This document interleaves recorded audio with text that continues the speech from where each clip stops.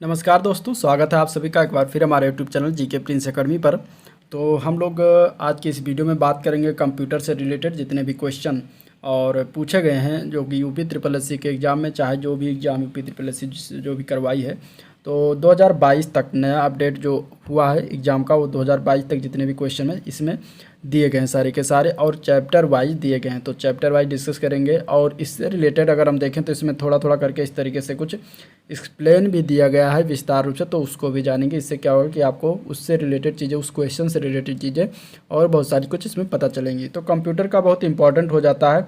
और ये अगर हम बात करें तो UP triple S C video exams जो होने वाला है उसके परिप्रेक्ष्य में ये जो है पेपर है। इसके पहले बात करें इसके यूनिट्स की, तो इसमें हिस्ट्री, ज्योग्राफी, पॉलिटी और उत्तर प्रदेश, इन तीनों चारों हो चुके हैं। आज का ये वीडियो जो होगा वो कंप्यूटर का इसमें हम कवर कराएंगे, ठीक है। लगभग 1 से 1.5 घंटे के बीच का ये वीडियो होगा, जो कि ज़्यादा लंबा भी नहीं है। आप लोग इसको पूरा का पूरा वीडियो देख सकते हैं, और आप जब एक बार इसको देख चुके होंगे तो आपको ये फील होगा कि आपने सारा का सारा जो है कंप्यूटर से रिलेटेड वनडे एग्जाम्स के लिए कंप्लीट कर लिया है, पूर्ण कर लिया है। तो चलिए इसी वीडियो को स्टार्ट करते हैं दोस्तों। और इसका पिछला वाला जो वीडियो इसी का यूनिट्स का, यानी कि इस बुक का जो यूथ बुक के द्वारा निकाला गया है UP triple S C video सामान्य जानकारी और अध्यायवार सॉल्व पेपर का, तो उसमें आप लोग जाकर देखिए। उसका जो है मैंने प्लेलिस्ट बना दिया है, तो आप लोग वहाँ से मिल जाएगा, ठीक है। या फिर मैं कमेंट बॉक्स डिस्क्रिप्शन बॉक्स में इसका मैं लिंक दे दूँगा, आप लोग वहाँ से भी उसका देख सकते हैं, ठीक है। आज का वीडियो कंप्यूटर का होगा, और चलिए हम इसको देखते हैं। तो पहला चैप्टर इसमें होगा कंप्यूटर एक परिचय से। और इसमें अगर हम देखें तो पहला क्वेश्चन जो पूछा गया था वो देखिए 2022 के वन रक्षक के पेपर में पूछा गया था। और इसमें आया था कि निम्नलिखित में से कौन सा ऑपरेशन के आधार पर कंप्यूटर का एक प्रकार नहीं है। इनमें से बताना है ऑपरेशन के आधार पर कौन सा एक कंप्यूटर का प्रकार नहीं होता, ठीक है। Which of the following is not a type of computer on the basis of the operation. तो इसमें अगर हम बात करें इसका राइट आंसर हो जाएगा सी पर। रिमोट जो होता है वो कंप्यूटर का प्रकार नहीं होता। ऑपरेशन के आधार पर अगर हम देखें तो डिजिटल, हाइब्रिड और एनालॉग कंप्यूटर के प्रकार होते हैं, जबकि रिमोट नहीं होता। अब दिए गए विकल्पों में आधार पर अगर हम देखेंगे ऑपरेशन के आधार पर, तो रिमोट जो होता है कंप्यूटर का प्रकार नहीं होता। और इस दृष्टि से अगर हम देखें तो मुख्यतः 2 प्रकार के होते हैं। एक एनालॉग होता है, यानी कि डिजिटल तकनीक से देखेंगे तो एनालॉग और डिजिटल कंप्यूटर 2 प्रकार का कंप्यूटर होता है। एनालॉग कंप्यूटर ऐसे कंप्यूटर भौतिक परिणामों के निरंतर संसाधन के लिए बनाए जाते हैं, और इन कंप्यूटर के प्रयोग का उदाहरण जो है विद्युत ग्रहों में देखा जा सकता है, जहां ये तापमान, वोल्टेज और करंट रीडिंग पर नियंत्रण रखते हैं। जबकि डिजिटल कंप्यूटर की अगर हम बात करें तो ऐसे कंप्यूटर होते हैं जो 0 और 1 की डिजिटल तकनीक का प्रयोग करते हैं।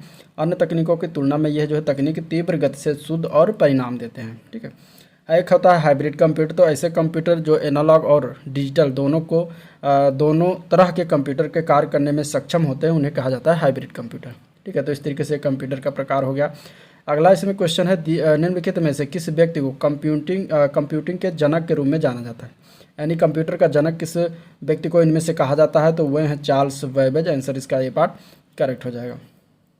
चार्ल्स बेबेज को उनके आविष्कार और 1837 में विश्लेषणात्मक इंजन की अवधारणा के बाद कंप्यूटर का पिता माना जाता है। विश्लेषणात्मक इंजन में एक अंकगणितीय तर्क इकाई ALU, मूल प्रवाह नियंत्रण और एकीकृत विश्लेषणात्मक इंजन का जो है विश्व के पहले सामान्य प्रयोजन कंप्यूटर की अवधारणा के रूप में जो है लाया गया था।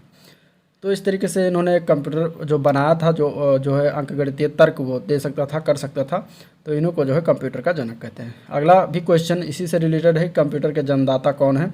तो कंप्यूटर के जन्मदाता इनमें से आंसर वही अगेन हो जाएगा डी पार्ट, चार्ल्स बेबेज, ठीक है। नेक्स्ट क्वेश्चन भी है कि किसे आधुनिक कंप्यूटर का जनक किसे माना जाता है। तो आधुनिक कंप्यूटर का जनक भी इन्हीं चार्ल्स बेबेज को माना जाएगा। आंसर इसका जो हो जाएगा सी पार्ट करेक्ट हो जाएगा, ठीक है। ये लोअर मेंस के 2021 के पेपर में पूछा गया था। आधुनिक कंप्यूटर के जनक चार्ल्स बेबेज को माना जाता है। 1830 के दशक में इन्होंने जो है ये विकसित किया था, ठीक है।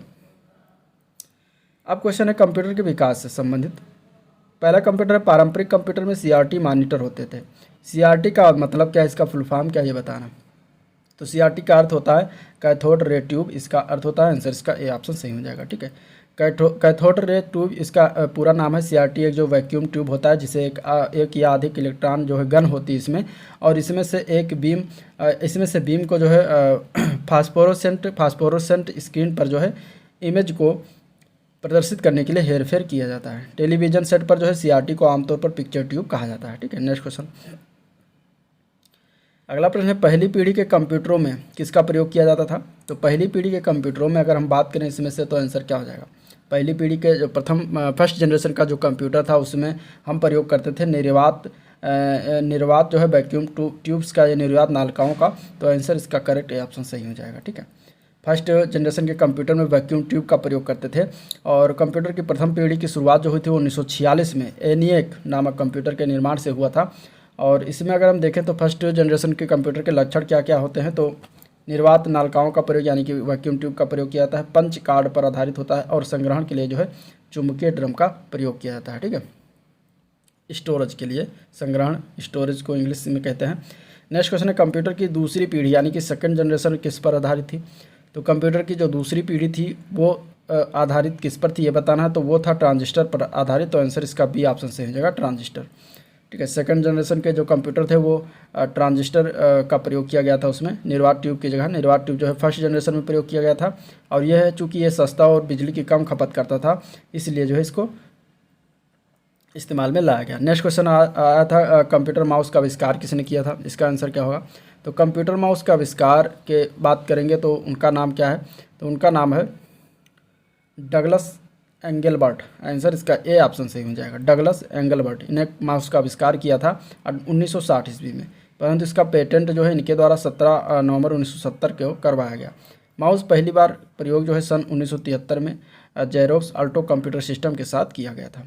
ठीक है, अगला प्रश्न, भारत में प्रथम कंप्यूटर कहाँ पर स्थापित यानी इंस्टॉल किया गया? पहला जो सुपर कंप्यूटर था, प्रथम कंप्यूटर, वो कहाँ पर जो है इंस्टॉल किया गया था? ठीक है, पहला ऑप्शन इस तरीके से दिया गया, Tata institute of fundamental research Mumbai.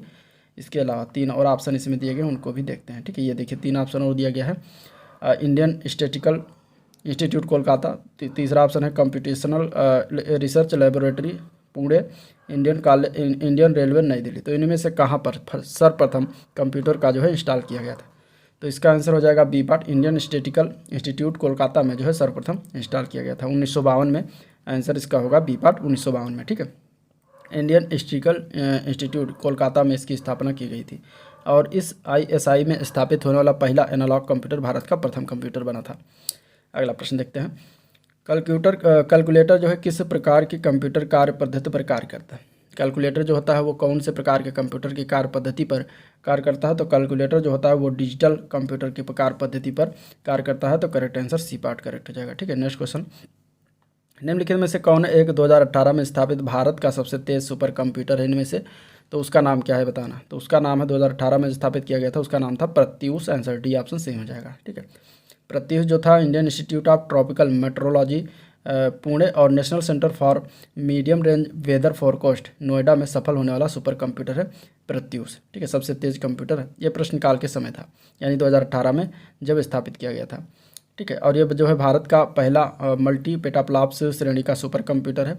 ये 6.8 पेटाफ्लॉप्स की गति से गणना करने में सक्षम है।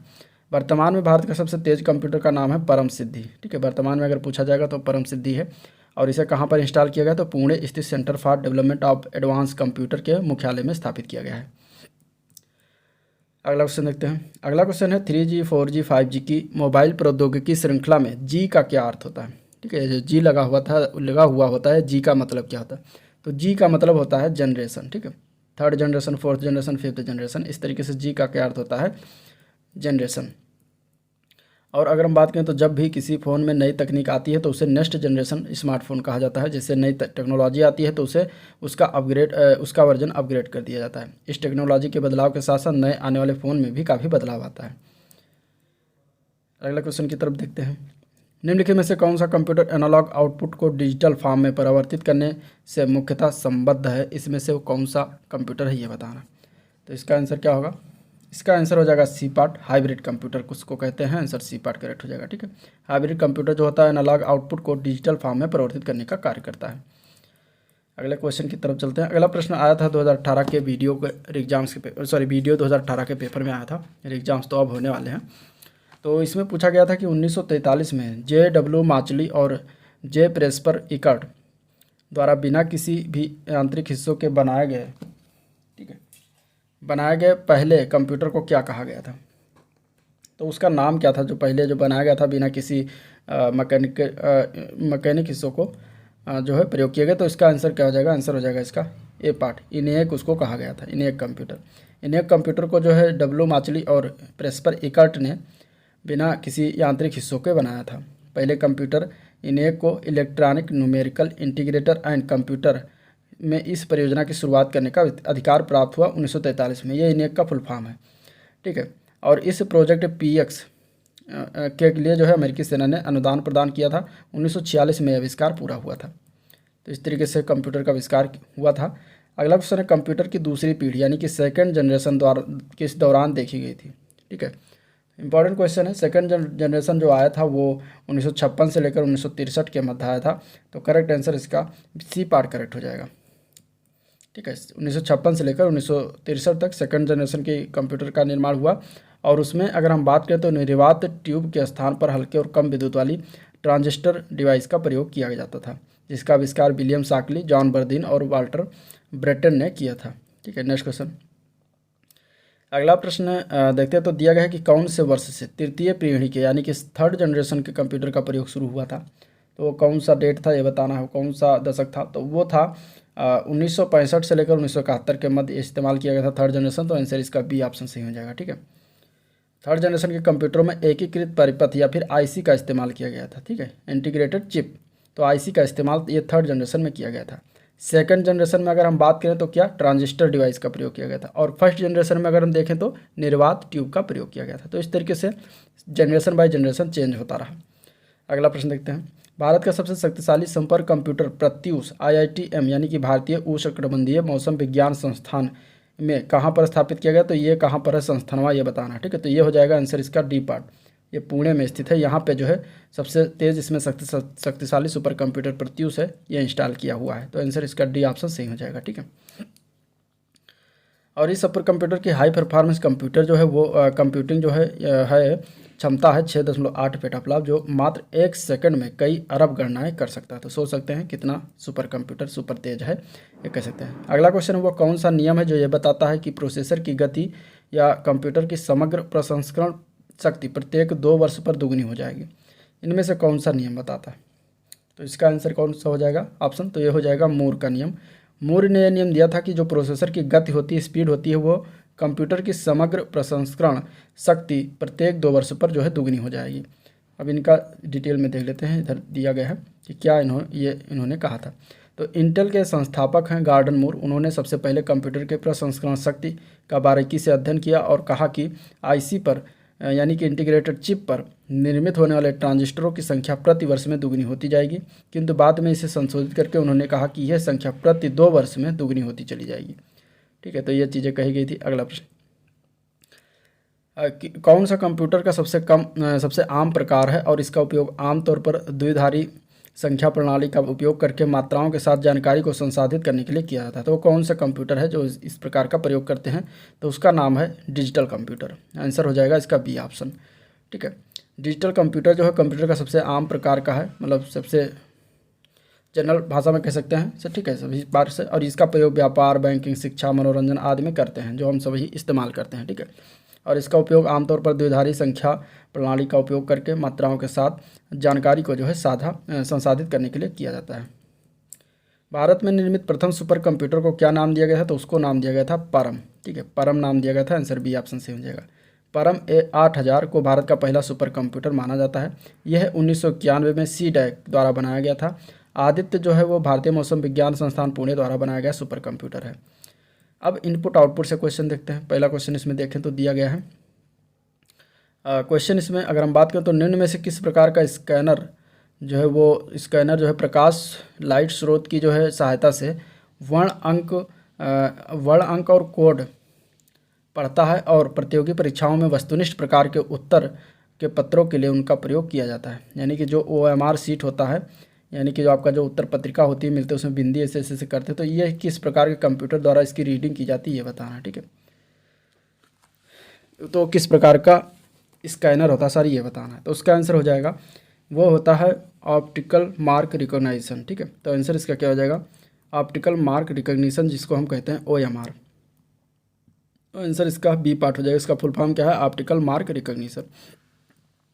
ऑप्टिकल मार्क रिकग्निशन एक प्रकार का स्कैनर होता है जो प्रकाश स्रोत की सहायता से वर्ण, अंक एवं कोड को पढ़ता है और इसका प्रयोग प्रतियोगी परीक्षाओं में वस्तुनिष्ठ प्रकार के उत्तर पत्रों को पढ़ने के लिए किया जाता है। अगला प्रश्न देखते हैं। अगला क्वेश्चन है, निम्नांकित में से किस उपकरण का प्रयोग किसी पेन या अन्य उपकरण से कागज के टुकड़े के सतह पर यांत्रिक गति द्वारा अत्यंत बड़े आरेखों या जटिल लाइन आर्ट को प्रिंट करने में किया जाता है? तो कौन सा है इनमें से? तो वो हो जाएगा प्लॉटर। ठीक है, इसमें इसका प्रयोग जो है प्लॉटर का प्रयोग करते हैं इसका काम करने के लिए, तो आंसर डी पार्ट हो जाएगा। अब प्लॉटर क्या होता है? प्लॉटर जो होता है वो एक आउटपुट डिवाइस होता है, ये भी बहुत बार पूछा गया है, जिसका प्रयोग जो है बड़ी संख्या में जिसका प्रयोग बड़ी ड्राइंग जैसे कि construction plot, auto CAD, AutoCAD आदि में करते हैं। इसे ड्राइंग बनाने के लिए पेन, पेंसिल, मार्कर आदि राइटिंग टूल का प्रयोग करते हैं और यह बड़ी तथा जटिल ग्राफ या रेखा चित्र प्रिंट करने के लिए एक यांत्रिक गति का उपयोग करता है। नेक्स्ट क्वेश्चन है, निम्नलिखित में से कौन सा एक इम्पैक्ट प्रिंटर नहीं है? इनमें से इम्पैक्ट प्रिंटर इनमें से कौन सा नहीं है? पहले ऑप्शन इसका आंसर बताइए। तो आंसर इसका हो जाएगा सी पार्ट।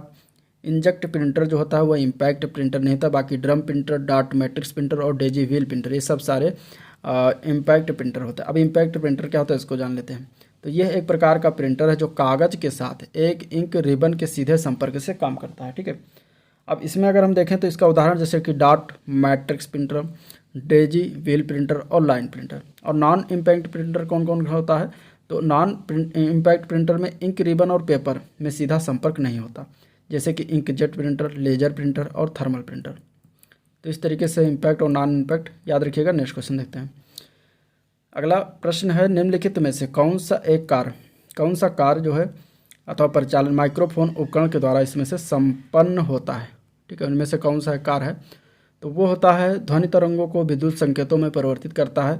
ठीक है, माइक्रोफोन। तो आंसर इसका ए पार्ट करेक्ट हो जाएगा। माइक्रोफोन जो होता है वो एक इनपुट डिवाइस होता है, ये याद रखिएगा, जिसे एमिल बर्लिनर ने जो है 1877 में विकसित किया था और इसका प्रयोग ध्वनि तरंगों को विद्युत सिग्नल्स में परिवर्तित करने में किया जाता है। अगला क्वेश्चन देखते हैं। अगला प्रश्न है, दस्तावेज का प्रिंट लेने से पहले एक प्रमुख कदम है, इनमें से कौन सा एक प्रमुख कदम उठाना चाहिए दस्तावेज का प्रिंट लेने से पहले? तो अगर हम बात करें तो उसे पेपर सेटिंग सेट कर देना चाहिए। इसके अलावा अगर हम देखें तो डॉक्यूमेंट का प्रिंट करना चाहिए। तो इस तरीके से आंसर हो जाएगा इसका D part, both B and C. ठीक है, दस्तावेज का प्रिंट लेने से पहले डॉक्यूमेंट का प्रिंट प्रीव्यू देखा जाता है, फिर पेपर सेटिंग सेट किया जाता है। प्रिंट प्रीव्यू एक ऐसी सुविधा है जो आपके कंप्यूटर स्क्रीन पर यह प्रदर्शित करती है कि प्रिंट होने पर हार्ड कॉपी जैसी कैसी दिखेगी। नेक्स्ट क्वेश्चन, निम्नलिखित में से किस फंक्शन की का प्रयोग चयनित आइटम का नाम बदलने के लिए किया जाता है? ठीक है, नाम बदलने के लिए कौन से फंक्शन की का प्रयोग करते हैं? तो इसका आंसर हो जाएगा सी पार्ट। F2 का प्रयोग करते हैं। F2 फंक्शन 2 का प्रयोग करते हैं। F2 की का प्रयोग करते हैं किसी फाइल या फोल्डर का नाम बदलने के लिए। F3 का प्रयोग किसी भी प्रोग्राम में सर्च करने के लिए और प्रोग्राम को अथवा पेज को बंद करने के लिए Alt के साथ F4 दबाया जाता है। और F1 जो है इसका प्रयोग किसी भी तरह के मदद के लिए, हेल्प के लिए किया जाता है। ठीक है, तो इस तरीके से कुंजे हो गए। टोटल ये फंक्शन की कितनी होती है? तो 12 होती हैं। 12 के बारे में आप लोग जरूर देख लीजिएगा। किस प्रकार का डिवाइस डिजिटल सिग्नल को किसी ऐसे रूप में रूपांतरित करता है जो उपयोगकर्ता के लिए सुगम होता है? तो वो डिवाइस होता है output device. Answer D option सही हो जाएगा। ठीक है, आउटपुट डिवाइस जो होता है डिजिटल सिग्नल को किसी ऐसे रूप में रूपांतरित करता है जो उपयोगकर्ता के लिए सुगम होता है, जैसे कि मॉनिटर, प्रिंटर, स्पीकर आदि जो होते हैं, ये आउटपुट डिवाइस के एग्जाम्पल हैं। अगला प्रश्न है, प्रिंट देने के लिए क्या सेलेक्ट करेंगे? तो प्रिंट देने के लिए अगर इसमें से बात करें तो फाइल को सिलेक्ट किया जाएगा सबसे पहले, तो आंसर ए पार्ट हो जाएगा। ठीक है, प्रिंट देने के लिए फाइल को सिलेक्ट करेंगे। एडिट मेनू के लिए फाइल में परिवर्तन करने के लिए होता है। टूल्स मेनू जो होता है, इस मेनू का प्रयोग निम्न होता है, इसमें से table tools, picture tools, drawing tool, smart art tool, chart tool, header footer tool, तो ये सब टूल्स मेनू के अंतर्गत आते हैं। ठीक है, अगला क्वेश्चन देखते हैं। अगला प्रश्न है, परिधीय उपकरण कार्यक्षमता रोकने के लिए, ठीक है, कंप्यूटर सिस्टम से कनेक्ट होते हैं। निम्नलिखित में से कौन सा एक परिधीय उपकरण नहीं है इनमें से? तो वो हो जाएगा मदरबोर्ड। मदरबोर्ड जो होता है वो परिधीय उपकरण नहीं होता, तो आंसर डी ऑप्शन सही हो जाएगा। ठीक है, मदरबोर्ड जो होता है कंप्यूटर का ही प्रमुख अंग होता है, जबकि अन्य विकल्प परिधीय उपकरण है जिससे कंप्यूटर से सीधे जो है जुड़े रहते हैं। अगला प्रश्न देखते हैं। नेक्स्ट क्वेश्चन है, किसके निर्देशों का एक संग्रह है जो कंप्यूटर द्वारा जो है निष्पादित किए जाने वाला एक विशिष्ट कार्य होता है, ये बताना है। ठीक है, तो इसका आंसर क्या हो जाएगा? तो इसके आंसर की अगर हम बात करेंगे तो राइट आंसर इसका हो जाएगा सी पार्ट, प्रोग्राम निर्देशों का जो होता है एक संग्रह होता है। आंसर इसका सी ऑप्शन सही हो जाएगा। ठीक है, अगला प्रश्न देखते हैं। निम्नलिखित में से कौन सा कार्य किसी कंप्यूटर के सीपीयू द्वारा निष्पादित नहीं किया जाता है इनमें से? तो वो कौन सा कार्य है बताना है, कौन सा वर्क है? तो वो होता है निर्देश व्याख्या देना। तो ये कार्य का सीपीयू का नहीं होता। तो आंसर इसका बी ऑप्शन सही हो जाएगा। ठीक है, सीपीयू सेंट्रल प्रोसेसिंग यूनिट इसका फुल फॉर्म है। निम्नलिखित कार्यों से के लिए जो है निष्पादित करते हैं इसको। डेटा को स्थायी रूप से एकत्रित करता है, निर्देश प्राप्त करता है, डेटा प्रसंस्करण करता है। सीपीयू को जो है कंप्यूटर का दिमाग भी कहते हैं। अगला क्वेश्चन देखते हैं, सीपीयू से ही है। इसको हिंदी में क्या कहते हैं? सेंट्रल प्रोसेसिंग यूनिट को केंद्रीय प्रसंस्करण इकाई। और मुख्य स्मृति के बीच एक, यानी मुख्य स्मृति मीन्स मेन मेमोरी। तो इसका इंग्लिश जरूर एक बार देख लीजिएगा क्योंकि हिंदी में थोड़ा सा दिक्कत है। मेन मेमोरी के बीच एक बफर के रूप में कार्य करता है। कौन सा चीज़ होता है जो एक सीपीयू और मेन मेमोरी के बीच एक बफर के रूप में कार्य करता है? तो वो होता है कैश मेमोरी। ठीक है, स्मृति लिखा है मेमोरी होता है। तो कैश मेमोरी जो होता है बफर का कार्य करता है। और अगर हम बात करें तो इसकी जो तीव्र गति की मेमोरी होती है ये, जो कि कंप्यूटर की प्रोसेसिंग गति को बढ़ा देती है। यह मेमोरी सीपीयू और मुख्य मेमोरी के बीच एक बफर के रूप में कार्य करती है। अगला प्रश्न, इसमें से कौन सा एक प्रकार का लघु प्रोग्राम है जो कंप्यूटर को उसके नियंत्रण से उस समय से नियंत्रण करता है जब से वो यह ऑन होता है और तब तक जब तक ऑपरेटिंग सिस्टम उसे नियंत्रण में न ले ले? तो कौन सा एक चीज़ होता है जो ये कार्य करता है? तो वो होता है बायोस। आंसर इसका हो जाएगा बी पार्ट, बायोस। ठीक है, बायोस जो होता है बेसिक इनपुट आउटपुट सिस्टम इसका फुल फॉर्म होता है। और ये जो है इसका उपयोग बूट प्रक्रिया के समय हार्डवेयर प्रारंभ करने के लिए करते हैं। बायोस प्लस पूरा प्रश्न जोड़ दें इसमें। ठीक है, चलिए नेक्स्ट क्वेश्चन। कंप्यूटर संसाधक के संदर्भ में एएलयू का पूर्ण रूप क्या है? एएलयू का फुल फॉर्म बताना है। एएलयू का फुल फॉर्म होता है अर्थमेटिक लॉजिक यूनिट। आंसर इसका हो जाएगा ए पार्ट। ठीक है, अर्थमेटिक लॉजिक यूनिट ये हो जाएगा इसका फुल फॉर्म। इसका उपयोग किसके लिए करते हैं? तो अंकगणितीय और तार्किक गणना के लिए करा जाता है। एएलयू को जो है जनरेट होने वाले रिजल्ट्स को मेमोरी यूनिट में स्टोर किया जाता है। ठीक है, नेक्स्ट क्वेश्चन। कंप्यूटर के सभी हार्डवेयर की जांच निम्न में से कौन करता है? तो इसमें से अगर देखा जाए तो वो होता है बायोस। ठीक है, आंसर इसका क्या हो जाएगा? ए पार्ट हो जाएगा। बायोस का पूरा नाम क्या है? Basic input output system. ये एक सॉफ्टवेयर है जिसे मदरबोर्ड पर बने अस्थायी रोम चिप यानी कि नॉन वोलेटाइल रोम चिप से में रखा जाता है और इसमें उपयोगकर्ता द्वारा परिवर्तन नहीं किया जा सकता। जैसे ही कंप्यूटर ऑन किया जाता है बायोस पासवर्ड तथा हार्डवेयर की जांच करता है तथा ऑपरेटिंग सिस्टम चालू करता है और इस तरह यह हार्डवेयर और सॉफ्टवेयर के बीच संबंध स्थापित करता है। अगला प्रश्न, कौन सी कोटि बायोस को सर्वोत्तम परिभाषित करती है इसमें से?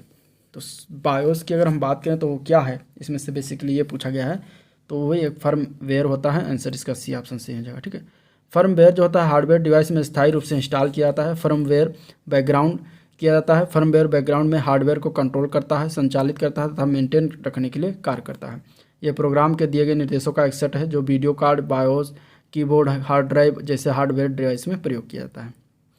एएलयू का फुल फॉर्म बात हो चुकी है अभी इसके बारे में, arithmetic logic unit. C option इसका सही हो जाएगा। ठीक है, अगला क्वेश्चन, निम्न में से क्या बायोस की भूमिका का वर्णन करता है? ठीक है, लोअर मेंस के क्वेश्चन में पूछा गया था इसमें से बायोस का कार्य क्या है? बेसिक इनपुट आउटपुट सिस्टम इसका फुल फॉर्म होता है। तो इनमें से अगर कार्य की बात करें तो यह एक प्रोग्राम है जो रोम से निष्पादित होता है और जब कंप्यूटर ये चालू होता है। तो आंसर इसका हो जाएगा बी पार्ट। ठीक है, नेक्स्ट क्वेश्चन, सीपीयू का वो भाग जो इसमें बैटरी जिसमें सर्किट लगा होता है और संग्रहित प्रोग्रामों को माने कि जो है स्टोर प्रोग्रामों को पूरा करने या निष्पादित करने के लिए पूरे कंप्यूटर सिस्टम को निर्देशित करने के लिए विद्युत संकेत का प्रयोग करता है। उसे किस नाम से जानते हैं ये बताना बेसिकली। ठीक है, तो उसको हम कहते हैं कंट्रोल यूनिट। आंसर इसका ए ऑप्शन सही हो जाएगा, कंट्रोल यूनिट। ठीक है, सीपीयू के कंट्रोल यूनिट में सर्किटरी होती है जो संग्रहित प्रोग्राम निर्देशों को पूरा करने के लिए तथा पूरे कंप्यूटर सिस्टम को निर्देशित करने के लिए विद्युत संकेतों का उपयोग करती है। सीपीयू प्रोग्राम निर्देशों को निष्पादित नहीं बल्कि कंप्यूटर के अन्य भागों को निर्देश देता है। ठीक है, अगला क्वेश्चन, एक संसाधक और आंतरिक डेटाबेस में बिट्स की संख्या होती है जिसे संसाधक एक बार में संसाधित कर सकता है। तो वो कौन सा संसाधक है इसमें से नाम बताना है। तो उसको हम क्या कहते हैं? उसको हम कहते हैं word length. Answer C option सही हो जाएगा। ठीक है, वर्ड लेंथ। वर्ड लेंथ जो होता है आंतरिक डेटाबेस रजिस्टर एएलयू आदि की चौड़ाई पर निर्भर करता है। एक प्रोसेसर में एक बार में जितना बिट प्रोसेस कर सकता है।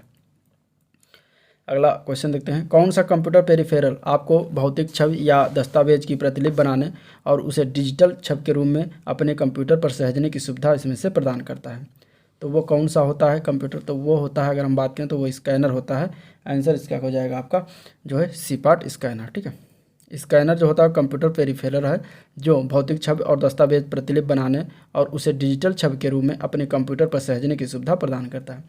अंडू फंक्शन का कीबोर्ड शॉर्टकट क्या है? तो अंडू फंक्शन का कीबोर्ड शॉर्टकट की अगर हम बात करेंगे तो उसको हम शॉर्टकट में Ctrl+Z दबाते हैं। आंसर इसका ए पार्ट करेक्ट हो जाएगा। ठीक है, Ctrl+Z दबाया जाता है और इसको प्रेस करने से क्या होता है, Ctrl+ अगर हम बात करें तो अंडू हो जाता है, यानी रिवर्स हो जाता है एक कदम, एक स्टेप। और Ctrl+B जो होता है वो पेस्ट होता है। ठीक है, Ctrl+C जो होता है वो कॉपी करता है। Ctrl+U जो होता है रेखांकित, यानी कि अंडरलाइन जो कि होता है, कुछ लिखा हो उसके नीचे अंडरलाइन इस तरीके से हो जाता है तो Ctrl+U कर देते हैं, तो ये शॉर्टकट की होता है। ठीक है, नेक्स्ट क्वेश्चन, कंप्यूटर तथा टाइपराइटर के लिए इस्तेमाल की जाने वाली कीबोर्ड की क्वेटरी शैली विधि आविष्कार किसने किया था? तो यह आविष्कार की अगर हम बात करें तो डी पार्ट हो जाएगा, क्रिस्टोफर लैथम सोल्स के द्वारा यह किया गया था आविष्कार। ठीक है, तो आंसर इसका डी ऑप्शन सही हो जाएगा। क्वेटरी शैली कीबोर्ड पर वर्णों की व्यवस्था को 1868 में क्रिस्टोफर लैथम सोल्स के द्वारा बनाया गया था। इसमें सामान्यतः 104 बटनें होती हैं। इसमें बटनों की व्यवस्था प्रचलित टाइपराइटर बटनों की तरह होती हैं। इसमें अंग्रेजी के सभी अक्षरों को 3 पंक्तियों में व्यवस्थित किया जाता है और इसे क्वेटरी कीबोर्ड इसलिए कहा जाता है क्योंकि अक्षरों के सबसे ऊपर वाली पंक्ति की बाईं ओर से 6 बटन जो होते हैं वो QWERTY ही होता है, इसी क्रम में होता है, इसलिए इसको क्वेटरी कीबोर्ड कहते हैं। नेक्स्ट क्वेश्चन, वीडियो में पूछा गया था कि इनमें से किस इनपुट डिवाइस का उपयोग व्यापक रूप से योग्यता परीक्षण जैसे परीक्षणों में किया जाता है? ठीक है, तो इसका आंसर क्या हो जाएगा? इसके आंसर की बात करेंगे तो B option, optical mark reader होता है। आंसर इसका क्या हो जाएगा? बी ऑप्शन से हो जाएगा। ठीक है, ऑप्टिकल मार्क रीडर जो होता है एक इनपुट डिवाइस होता है। इसका इस्तेमाल उन जानकारियों को लेने के लिए करते हैं जिनमें हम किसी मार्क अथवा निशान के द्वारा पेज पर डालते हैं और इसका उपयोग प्रायः प्रतियोगी परीक्षाओं के उत्तर पुस्तिकाओं को जाँच करने के लिए करते हैं। अगला क्वेश्चन, प्रिंट के दौरान गैर प्रभाव वाले प्रिंटर पेपर को स्पर्श नहीं करते हैं। वह कागज़ पर प्रतीकों को छापने के लिए रासायनिक, गर्मी या विद्युत संकेतों का उपयोग करते हैं। इनमें से कौन सा एक गैर प्रभाव प्रिंटर नहीं है? तो इनमें से अगर हम देखें तो उसका आंसर हो जाएगा ए पार्ट, डॉट मैट्रिक्स जो होता है वो गैर प्रभाव प्रिंटर नहीं होता, तो आंसर ए पार्ट हो जाएगा। ठीक है, डॉट मैट्रिक्स जो होता है एक इम्पैक्ट प्रिंटर के अंतर्गत आता है और यह एक प्रिंटिंग करते समय बहुत शोर करता है। इस प्रिंटर के प्रिंट हेड में अनेक पिनों का एक मैट्रिक्स होता है और प्रत्येक पिन के रिबन और कागज़ पर स्पर्श से एक डॉट छपता है। अनेक डॉट मिलकर एक कैरेक्टर बनाते हैं और daily wheel printer, line printer, chain printer, drum आदि इम्पैक्ट प्रिंटर के उदाहरण हैं। ठीक है, अगला क्वेश्चन, निम्न में से कौन सा है इसमें से एक जो किसी छवि को यानी किसी चित्र को डिजिटलीकृत करके टेलीफोन लाइन पर चित्र और टेक्स्ट भेज या प्राप्त कर सकते हैं? तो इनमें से वो होता है फैक्स मशीन। फैक्स मशीन के द्वारा फोटो भेजा जा सकता है, तो आंसर इसका बी ऑप्शन से जगह फैक्स मशीन। ठीक है, और अगर हम बात करें तो इसका व्यावसायिक उपयोग 1865 से इस्तेमाल में शुरू कर दिया गया था। कंप्यूटर प्रणाली निम्नलिखित में से क्या एक इनपुट डिवाइस इसमें से उदाहरण नहीं है? तो वो होता है प्रिंटर। प्रिंटर जो होता है वो आउटपुट डिवाइस का उदाहरण होता है, बाकी इसमें माउस, कीबोर्ड, स्कैनर सब इनपुट डिवाइस के उदाहरण होते हैं। ठीक है, कंप्यूटर में निम्न में से कौन सी इनपुट डिवाइस नहीं इनमें से?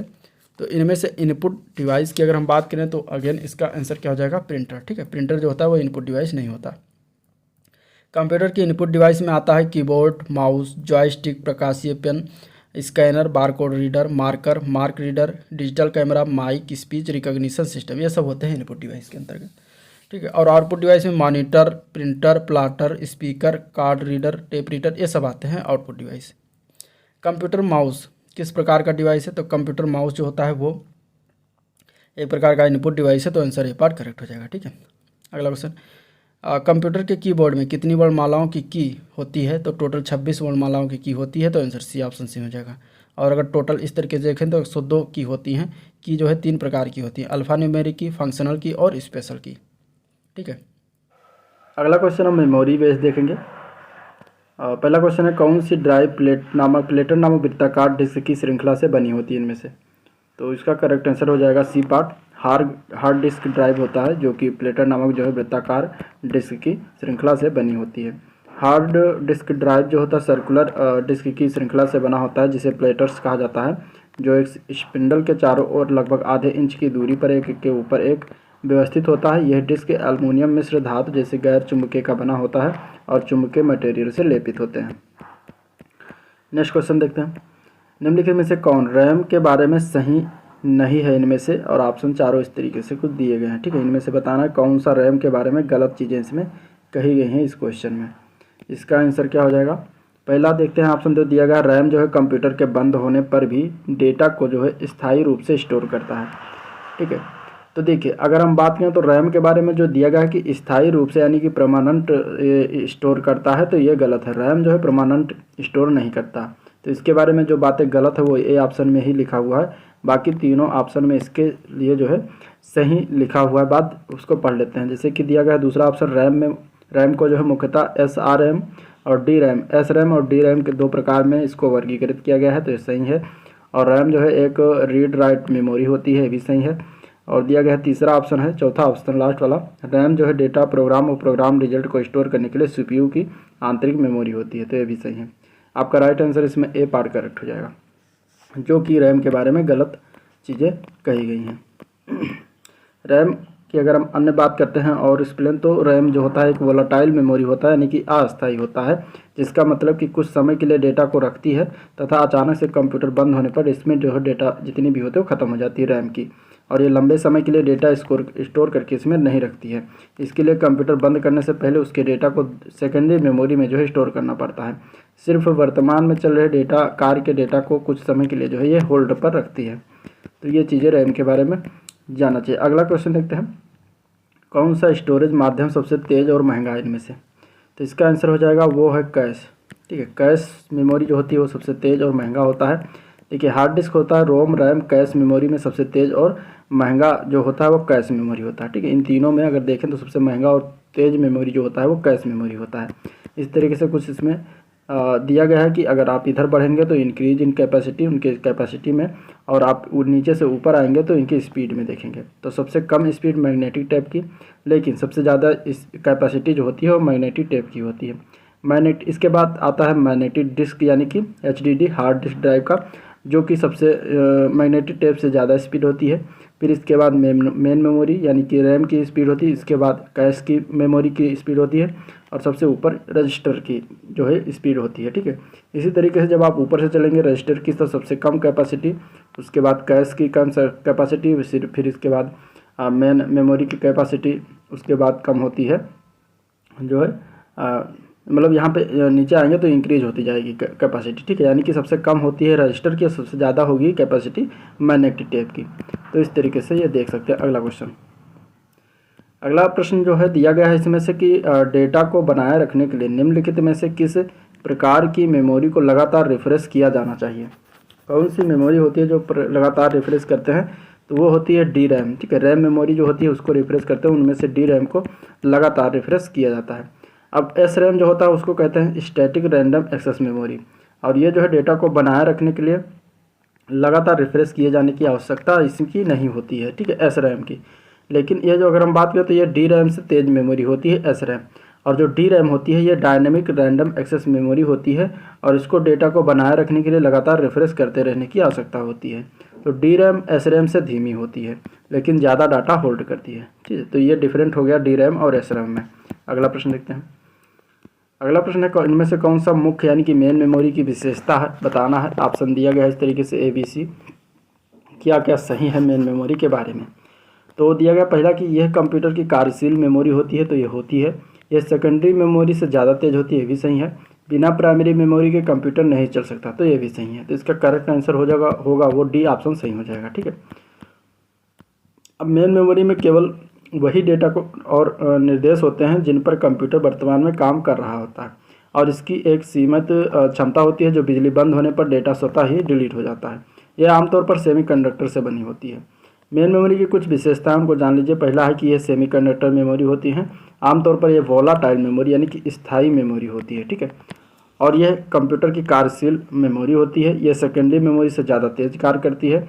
इसके बिना कंप्यूटर नहीं चल सकता, ये भी एक विशेषता है। अगला प्रश्न देखते हैं, SSD का क्या अर्थ है? ठीक है, SSD आप लोग सुने होंगे, इसका अर्थ क्या है, इसका फुल फॉर्म क्या है ये बताना है। इसका फुल फॉर्म बनता है सॉलिड स्टेट ड्राइव। ठीक है, सॉलिड स्टेट ड्राइव इसका फुल फॉर्म बनता है, जो कि C ऑप्शन में दिया गया है। इसका क्या कार्य होता है इसको देख लेते हैं। तो SSD का पूरा नाम है सॉलिड स्टेट ड्राइव। यह एक सॉलिड स्टेट स्टोरेज डिवाइस होता है जो डेटा को लगातार स्टोर करने के लिए इंटीग्रेटेड सर्किट असेंबली का उपयोग इससे करता है, और यह आमतौर पर फ्लैश मेमोरी का उपयोग करता है और कंप्यूटर स्टोरेज में सेकेंडरी स्टोरेज के रूप में कार्य करता है।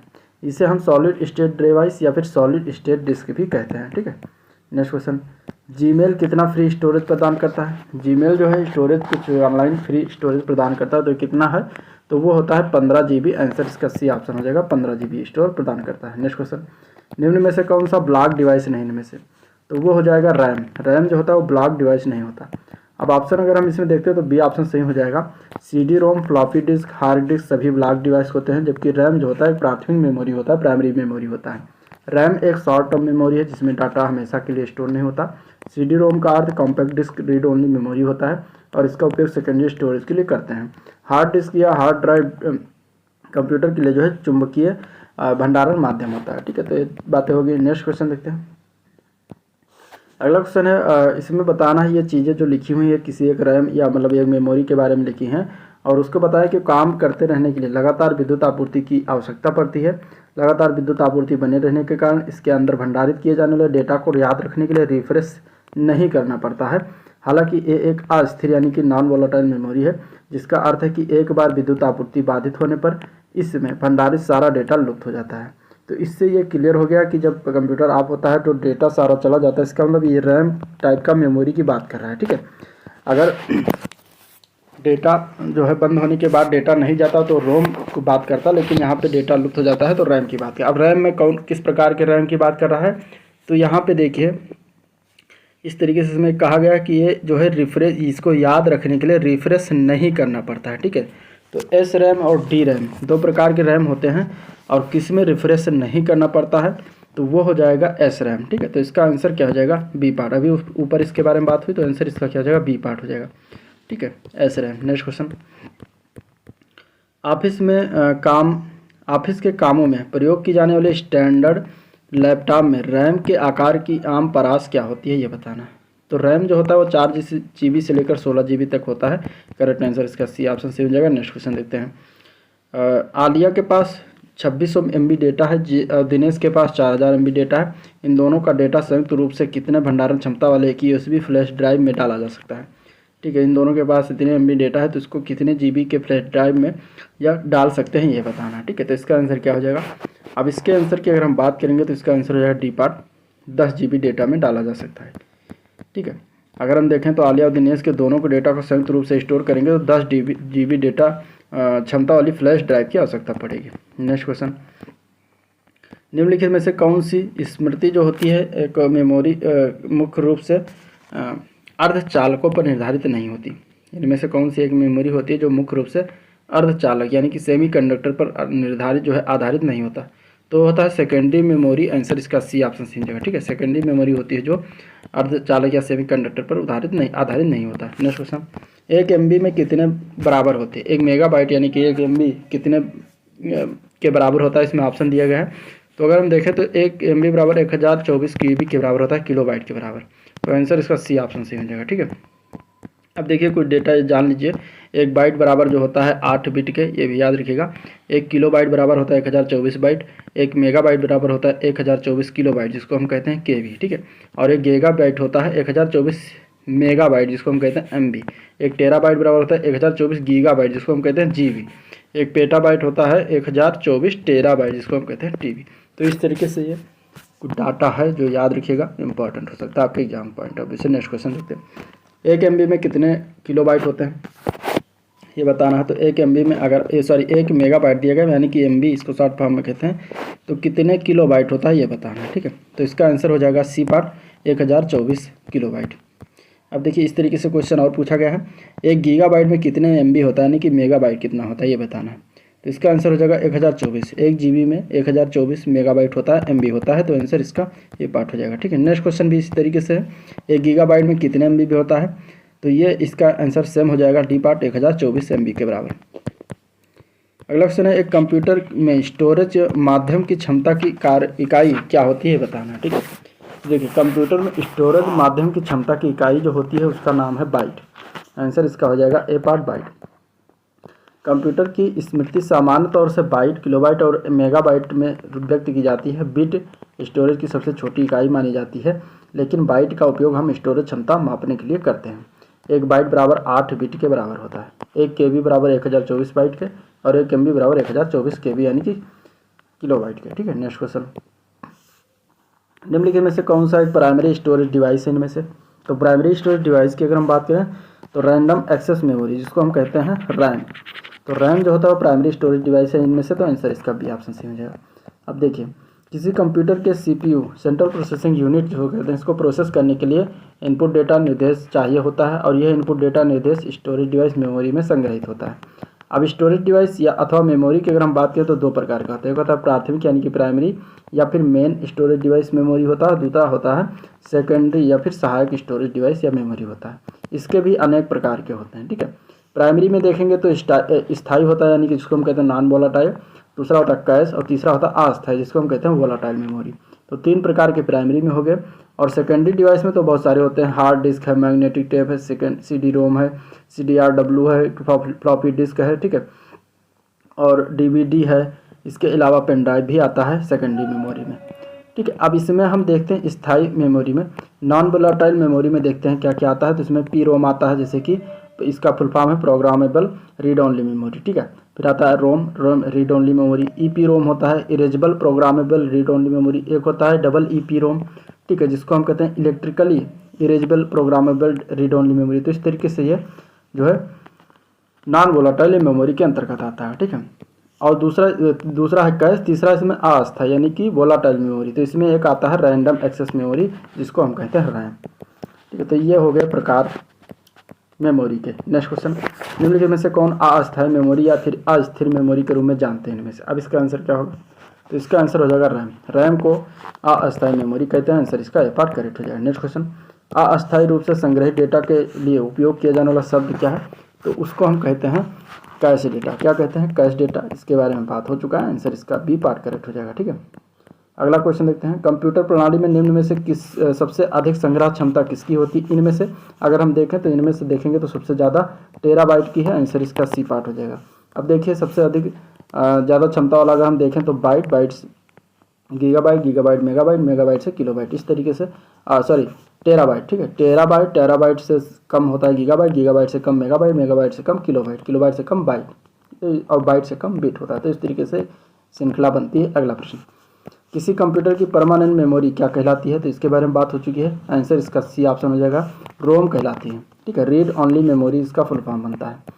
नेक्स्ट क्वेश्चन, कंप्यूटर में कौन सा हार्डवेयर होता है, तो हो जाएगा CD रोम, ठीक है। आंसर क्या हो जाएगा, सी पार्ट CD रोम होता है। इनमें से जो है वो हार्डवेयर है, बाकी ये दोनों जो है प्रोग्राम है। तो CD रोम जो होता है compact disc read only memory इसका फुल फॉर्म होता है, एक हार्डवेयर होता है। नेक्स्ट क्वेश्चन, कंप्यूटर में डाटा किस रूप में भंडारण होता है, तो कंप्यूटर में डाटा जो है भंडारण वो होता है बाइनरी रूप में, आंसर डी ऑप्शन सी हो जाएगा, ठीक है। कंप्यूटर में डाटा जो है बाइनरी के रूप में भंडारित होता है और बाइनरी संख्या 0 तथा 1 से मिलकर बनी होती है। बाइनरी संख्या को दो आधारी संख्या भी कहा जाता है। अगला क्वेश्चन देखते हैं, कंप्यूटर प्रणाली में CD रोम का क्या दर्शाता है, तो CD रोम की अगर हम बात करेंगे इसका आंसर हो जाएगा, ये एक ऑप्टिकल डिस्क है, तो आंसर ए पार्ट हो जाएगा, ठीक है। ये ऑप्टिकल डिस्क का कार्य करता है और ये प्लास्टिक का बना गोल्ड डिस्क टाइप का होता है, ठीक है।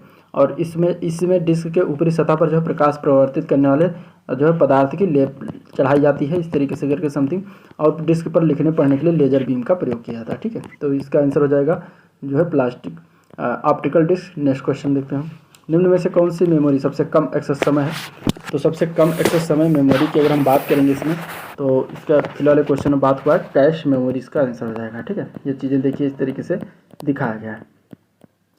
वर्चुअल मेमोरी का आकार निर्भर करता है किस पर निर्भर करता है, तो वो डिस्क स्पेस पर निर्भर करता है, आंसर इसका सी ऑप्शन सही हो जाएगा। वर्चुअल मेमोरी प्रोसेसर द्वारा जब मुख्य मेमोरी की क्षमता कम होती है तब वर्चुअल मेमोरी जनरेट की जाती है, अतः स्पष्ट है वर्चुअल मेमोरी डिस्क स्पेस के आकार पर निर्भर करती है। अब क्वेश्चन डेटा प्रतिनिधित्व और संख्या प्रणाली से, पहला क्वेश्चन अगर हम देखें तो निम्नलिखित में से इसमें देखिए बाइनरी संख्या दशमलव संख्या से 147 के समतुल्य कौन सा बाइनरी संख्या है बताना है। अब इसमें जो है कन्वर्ट ये 2018 के पेपर में पूछा गया था, तो इतना हार्ड तो वीडियो एग्जाम में नहीं आएगा, तो इसको जान लीजिए। इसका राइट आंसर हो जाएगा पहला पार्ट, ठीक है। इस तरीके देखिए निकाला गया है, बाइनरी में कन्वर्ट किया गया, यानी 147 जो है इसको 2 से भाग करेंगे, ठीक है। फिर जो बचेगा उसको फिर 2 से भाग करेंगे, फिर जो बचेगा उसको फिर 2 से भाग करेंगे, जो शेष बचेगा इधर लिखते चले जाएंगे, और शेष लिखने के बाद टोटल जब भाग देंगे जब तक 1 ना आ जाए, इसके बाद जो शेष बचेगा उसको हम इधर इस क्रम से लिखना स्टार्ट कर देंगे, ठीक है। नीचे से लिखना स्टार्ट कर देंगे और इस तरीके से इसको भी ले लेंगे साथ में, और इस तरीके से लिखेंगे पूरा, तो वो आके आपका बाइनरी नंबर बन जाएगा, ठीक है। चलिए अगला प्रश्न देखते हैं, अगला क्वेश्चन है बाइनरी संख्या को यह भी कहते हैं, क्या कहते हैं? तो बाइनरी संख्या को इनमें से अगर देखा जाए तो बाइनरी संख्या को बेस 2 संख्या प्रणाली भी कहा जाता है, जो कि ए पार्ट में दिया गया है, ठीक है। क्योंकि यह 0 और 1 से बनी संख्या बाइनरी होती है, तो इसका बेस जो होता है वो 2 होता है, क्योंकि इसमें 2 ही अंक शामिल होते हैं। प्रत्येक बाइनरी अंक को बिट कहा जाता है। कंप्यूटर अथवा मशीनीकरण और मशीन जो होते हैं सिर्फ इन्हीं 2 अंकों को समझता है, ठीक है, 0 और 1। नेक्स्ट क्वेश्चन, बाइनरी नंबर प्रणाली में प्रयुक्त किए जाने वाले विशिष्ट प्रतीकों की सही संख्या क्या है? तो सही संख्या जो है वो 2 है, टोटल 0 और 1। आंसर डी ऑप्शन सही हो जाएगा, ठीक है। नेक्स्ट क्वेश्चन, निम्नलिखित में से कौन सा बाइनरी संख्या प्रणाली का उदाहरण इनमें से? तो इनमें से अगर देखा जाए तो 0 और 1 जिसमें होगा वही हो जाएगा, तो आंसर सी ऑप्शन सही हो जाएगा, ठीक है। नेक्स्ट क्वेश्चन देखते हैं, निम्नलिखित में से किस द्विधारी संक्रिया यानी कि बाइनरी ऑपरेशन का परिणाम इतना होगा? अब इसमें से बताना कि किसका ये परिणाम इतना आएगा।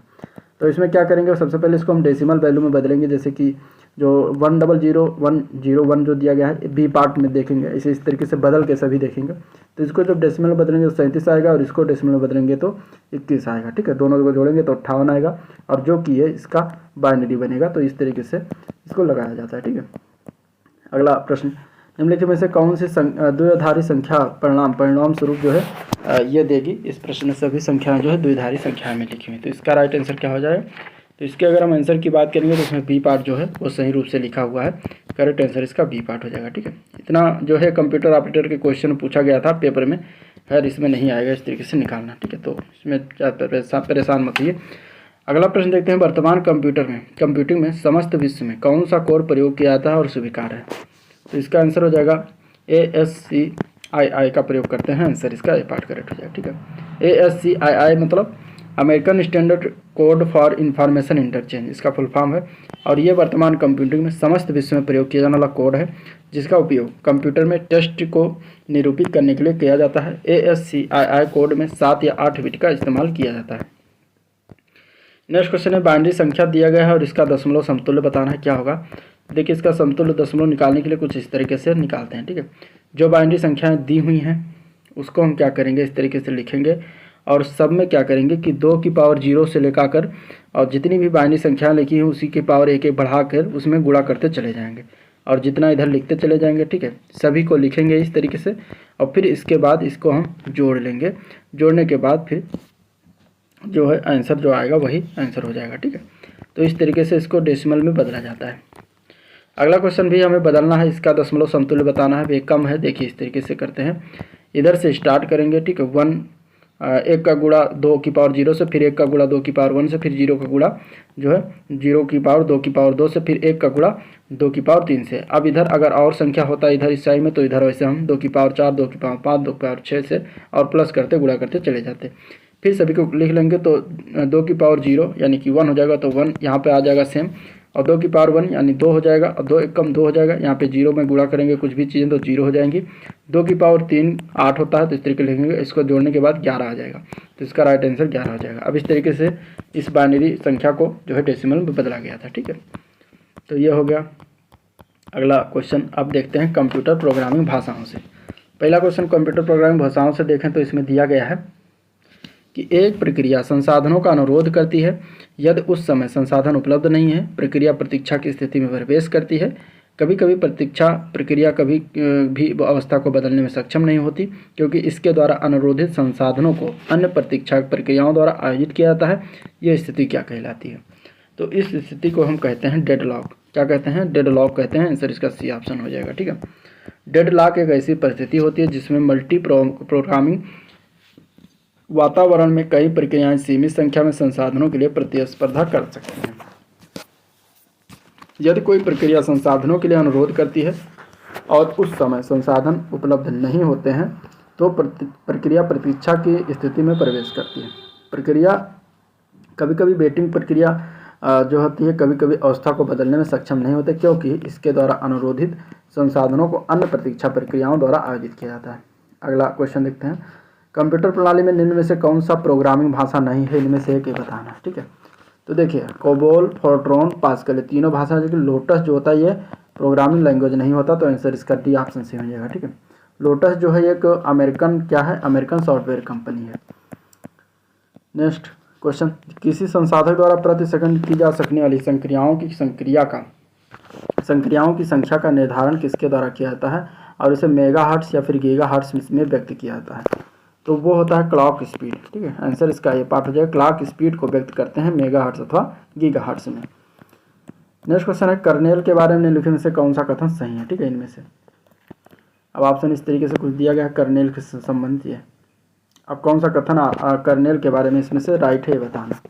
तो देखिए कर्नेल के बारे में अगर हम देखें तो पहला जो दिया गया है कि एक ऐसा कंप्यूटर प्रोग्राम है जो सभी निष्पादित यूटिलिटीज का समन्वय करता है, तो ये तो सही है कर्नेल के बारे में। ठीक है, ये एक ऐसा कंप्यूटर प्रोग्राम है जो सभी कंप्यूटर प्रचालनों को जो है नियंत्रित करता है, तो ये भी सही है। एक ऐसा कंप्यूटर प्रोग्राम है जो सभी प्रणाली क्रियाओं को निर्धारित और व्यवस्थित करता है, तो ये भी सही है। तो इसमें डी ऑप्शन गलत हो जाएगा। ठीक है, ऐसा कंप्यूटर प्रोग्राम है जो उपयोगकर्ता को और प्रचालन प्रणाली के बीच एक अंतरा फलक उपलब्ध करवाता है, जो कि गलत है। तो आंसर इसका डी ऑप्शन सही हो जाएगा। अगला क्वेश्चन, निम्नलिखित में से क्या एक परियोजन उन्मुख या फिर परियोजन आधारित प्रोग्रामिंग भाषा नहीं है। ठीक है, इसका आंसर क्या होगा।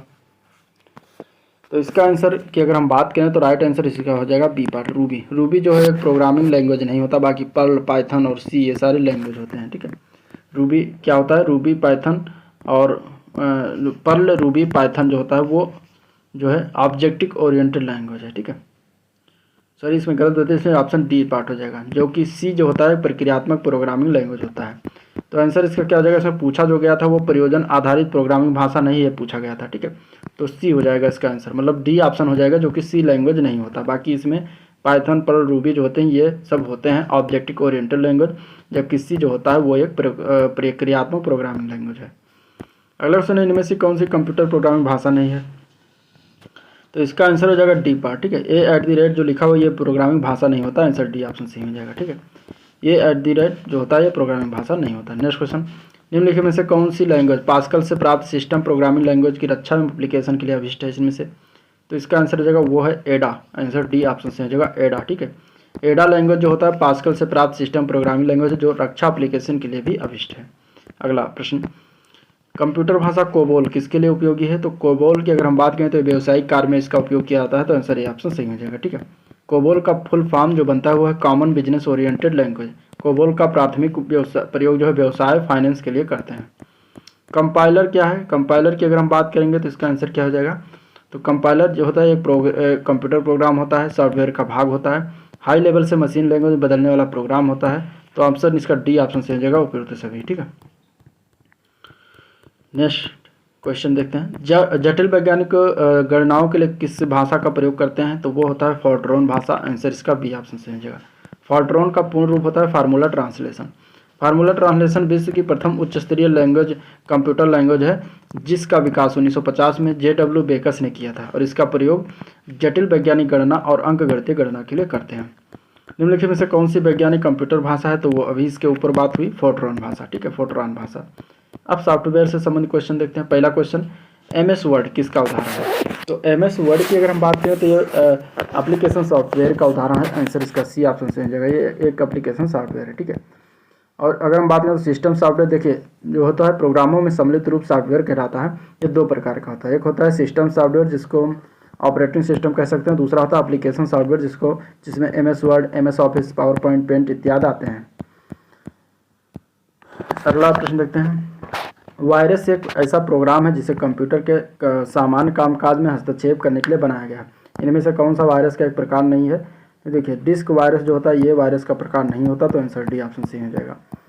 कंप्यूटर वायरस है, इनमें से कौन सा ये बताना। ठीक है, तो इसका आंसर हो जाएगा ऐसा कंप्यूटर वायरस, ऐसा कंप्यूटर प्रोग्राम जो स्वयं की प्रतिलिपियाँ कॉपी बना ले, तो वो क्या होता है, कंप्यूटर वायरस कहा जाएगा। तो आंसर ये ऑप्शन इसका करेक्ट हो जाएगा। ठीक है, वायरस का फुल फॉर्म होता है vital information resource under seize, इसका फुल फॉर्म बनता है। एक कंप्यूटर प्रोग्राम होता है जो स्वयं की कॉपी बना लेता है और एक कंप्यूटर से दूसरे कंप्यूटर बिना जानकारी के जो है चला जाता है। अगला प्रश्न, निम्नलिखित में से कौन सा एक डेटाबेस सॉफ्टवेयर का उदाहरण है इनमें से। ठीक है, तो ऑप्शन आपके सामने डेटाबेस सॉफ्टवेयर का उदाहरण कौन सा है। तो वो हो जाएगा ओरेकल, RDBMS, आंसर इसका ये ऑप्शन सही जाएगा। Oracle RDBMS। RDBMS की बात करें तो रिलेशनल डाटाबेस मैनेजमेंट सिस्टम इसका फुल फॉर्म बनता है। एक डेटाबेस सॉफ्टवेयर उदाहरण है, और टैली एक अकाउंटिंग प्रोग्राम होता है। अगला प्रश्न देखते हैं, मल्टीटास्किंग ऑपरेटिंग सिस्टम का अर्थ क्या होता है ये बताना है। इसका आंसर क्या होगा। तो देखिए बहुत से प्रोग्रामों का एक साथ अगर संचालन किया जाए तो उसको मल्टीटास्किंग ऑपरेटिंग सिस्टम कहेंगे। तो करेक्ट आंसर इसका सी ऑप्शन सही हो जाएगा। ठीक है, सॉफ्टवेयर का प्राथमिक उद्देश्य डाटा को क्या करने में बदलना है, तो ये सूचना में बदलता है। तो आंसर बी ऑप्शन सही हो जाएगा, सूचना। ठीक है, डाटा के बाद सॉफ्टवेयर में जाता है, सॉफ्टवेयर से सूचना प्राप्त होती है। निम्न में से कौन सा लॉजिक बम के लिए सही है इसमें से?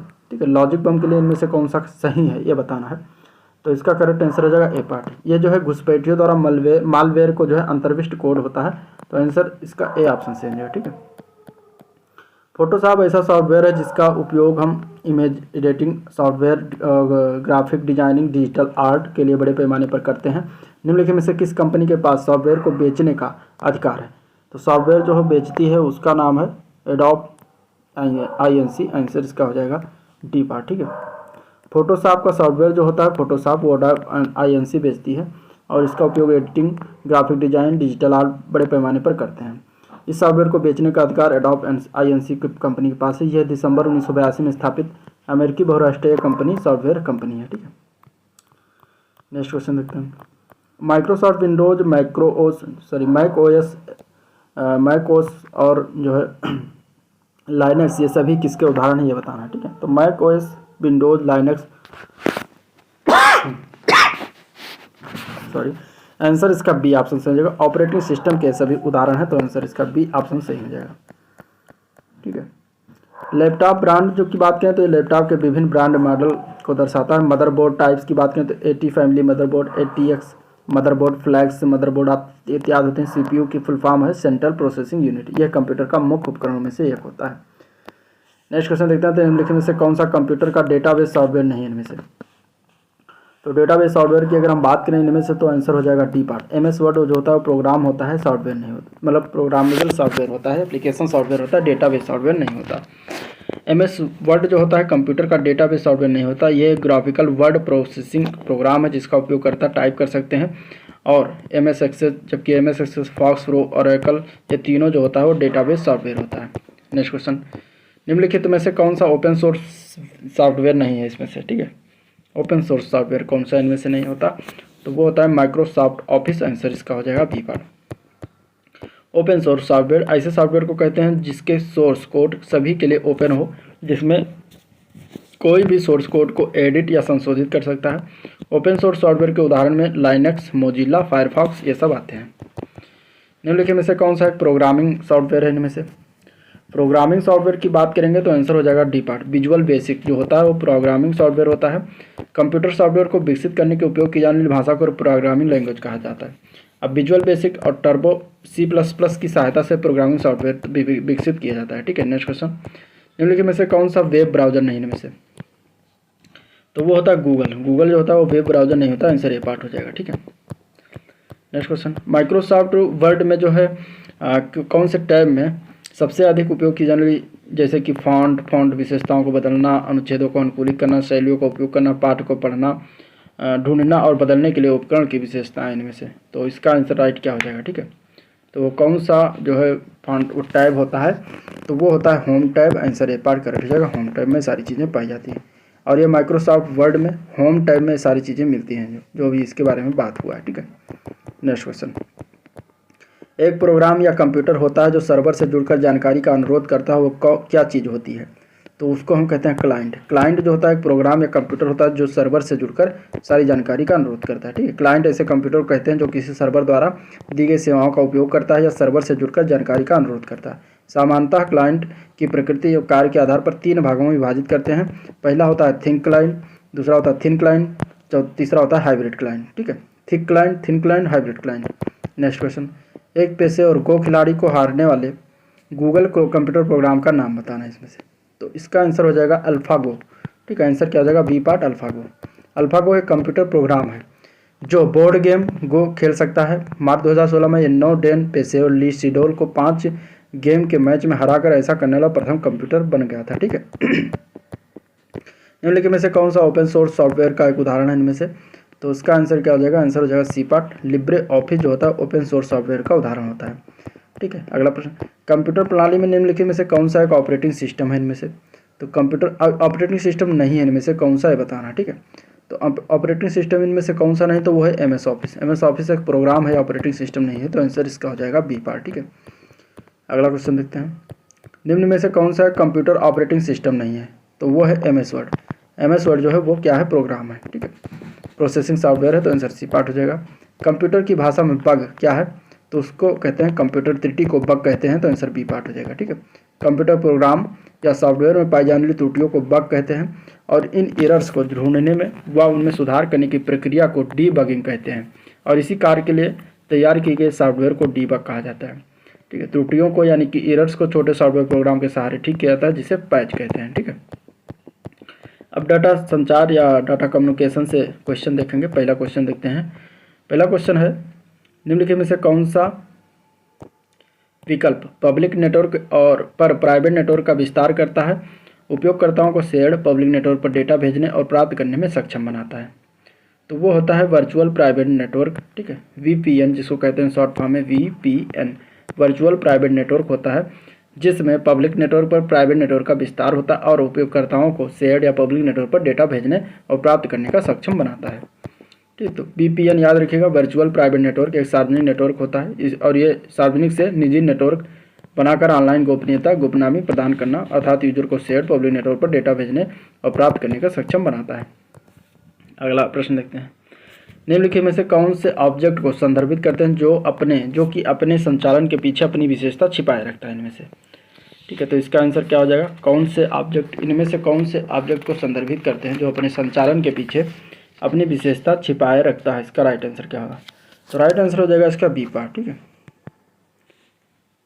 एनकैप्सुलेशन, आंसर इसका क्या हो जाएगा, एनकैप्सुलेशन बी पार्ट। एनकैप्सुलेशन में किसी क्लास के वेरिएबल या डेटा को किसी अन्य क्लास में छिपाया जाता है और इसे केवल अपने क्लास के किसी भी मेंबर फंक्शन के माध्यम से एक्सेस किया जा सकता है जिसमें इसे डिक्लेयर किया जाता है।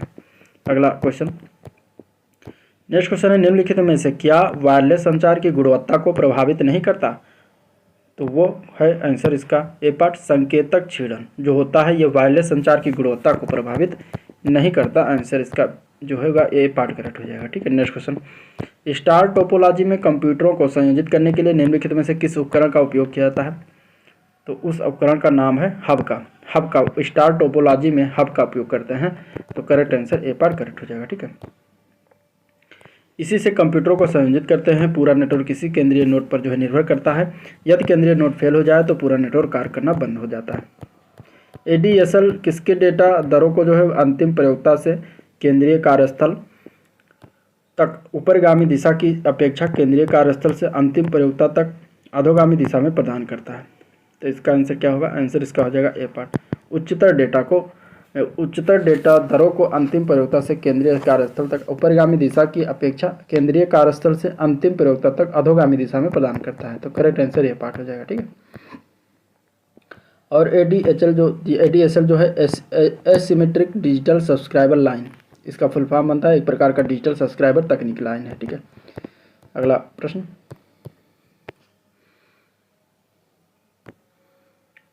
अगला क्वेश्चन है, डेटा संचार के लिए ऑप्टिकल फाइबर विद्युत की अपेक्षा किस पर निर्भर होता है, जो अति उच्च गति और उसकी इंटरनेट संयोजनों की सुविधाएं प्रदान करता है, जो उच्च बैंडविड्थ संभालने में सक्षम होते हैं, तो करेक्ट आंसर इसका हो जाएगा बी पार्ट। ठीक है, प्रकाश, लाइट होता है, लाइट पर निर्भर होता है, आंसर बी पार्ट हो जाएगा लाइट। ठीक है, ऑप्टिकल फाइबर में विद्युत संचार नहीं बल्कि प्रकाश का संचार होता है और ये पूर्ण आंतरिक परिवर्तन पर आधारित होता है।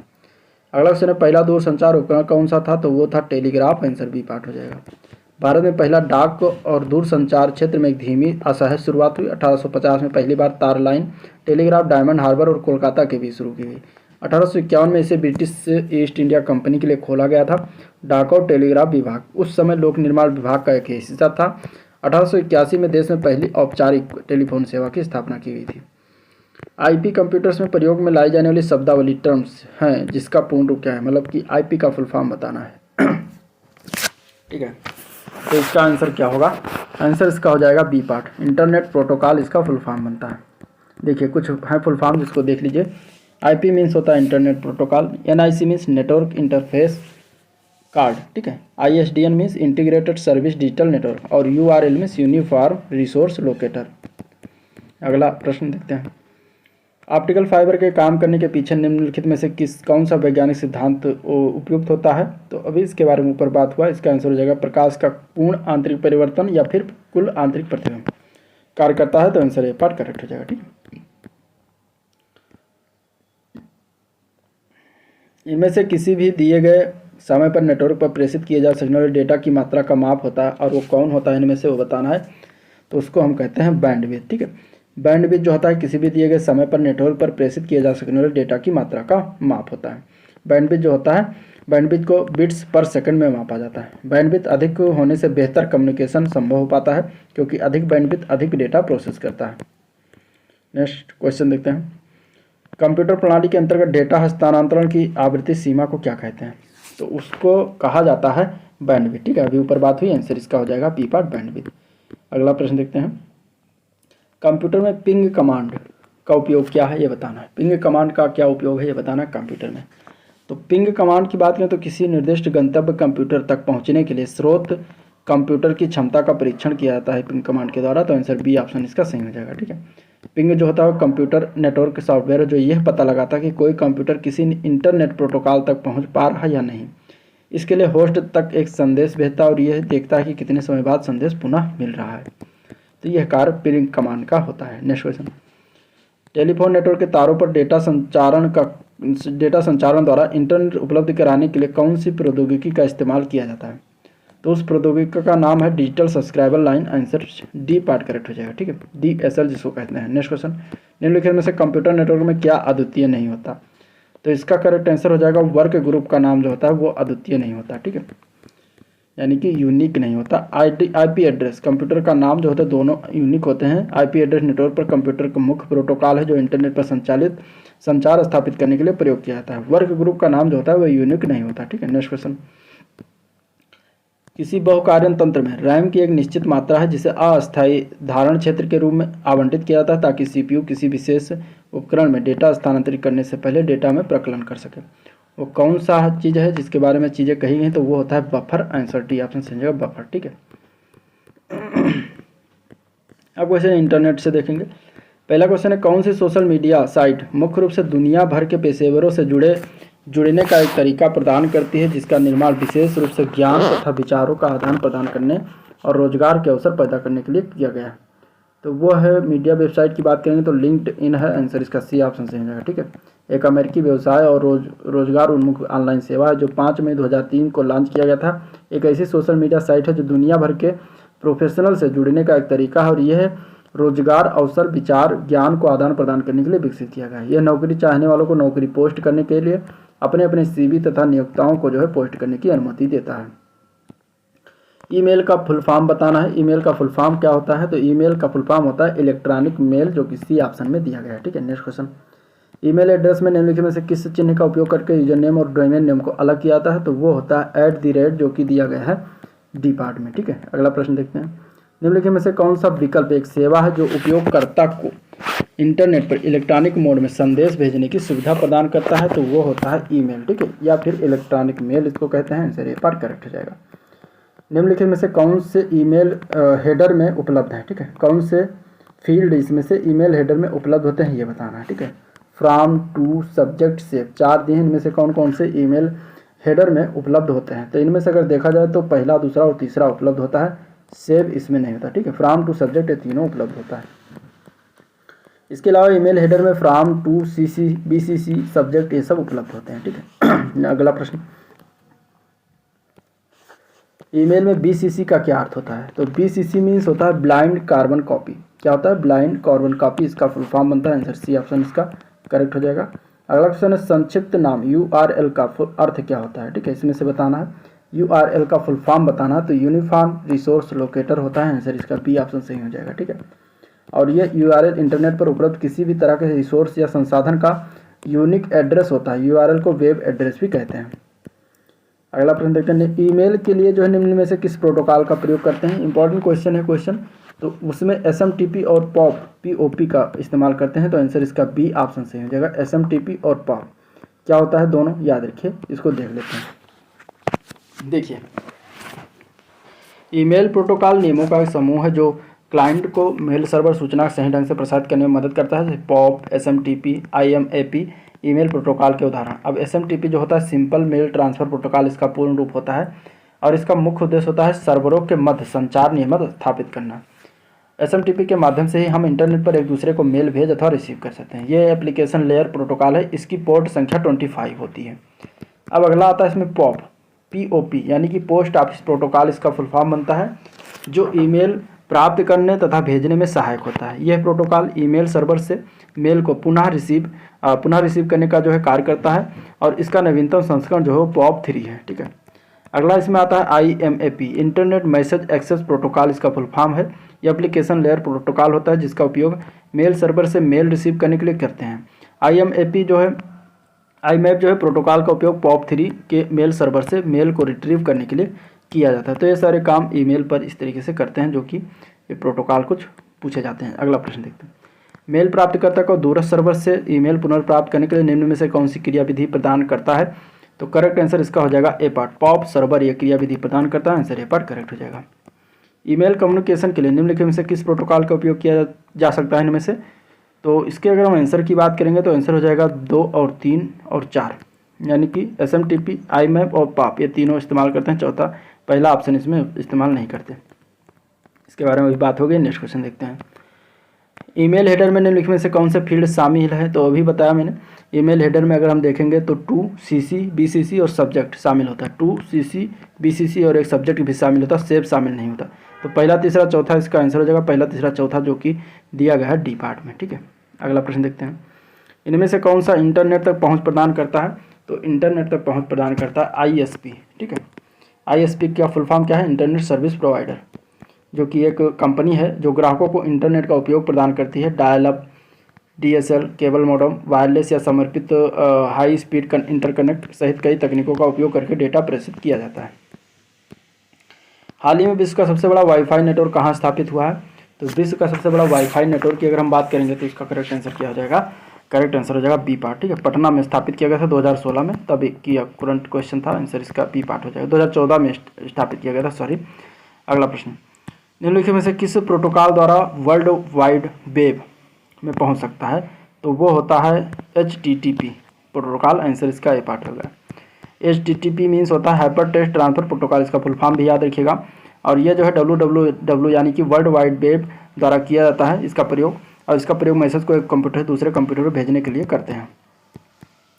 HTML का फुल फॉर्म क्या है पूछा गया? HTML का फुल फॉर्म की अगर हम बात करेंगे तो हाइपर टेक्स्ट मार्कअप लैंग्वेज इसका जो है फुल फॉर्म बनता है, जो कि बी पार्ट में दिया गया है। ठीक है, और इसका अगर हम बात करें प्रयोग तो वेब पेज बनाने के लिए करते हैं। वर्ल्ड वाइड वेब के आविष्कारक कौन थे? तो उनका नाम था Tim Berners-Lee. Answer A part हो जाएगा।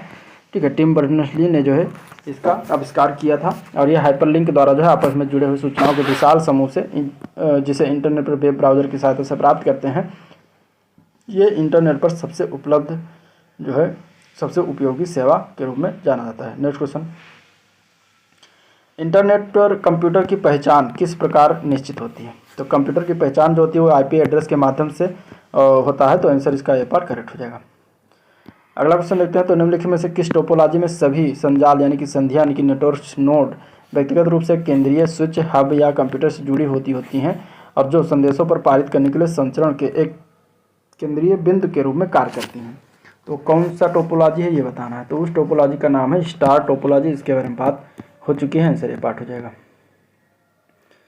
अगला प्रश्न, कौन से नियमों का एक स्थापित समूह है जो निर्धारित करता है कि एक ही नेटवर्क में विभिन्न उपकरणों के बीच डेटा को किस प्रकार प्रसारित किया जाए, अनिवार्य रूप से संयोजित किया जाए, अनिवार्य रूप से ये उपकरणों को आपस में संचरण करने देता है, भले ही उनकी आंतरिक प्रक्रियाओं, संरचना, अविकल्प यानी कि डिजाइन में कोई अंतर हो। तो इसका करेक्ट आंसर क्या हो जाएगा?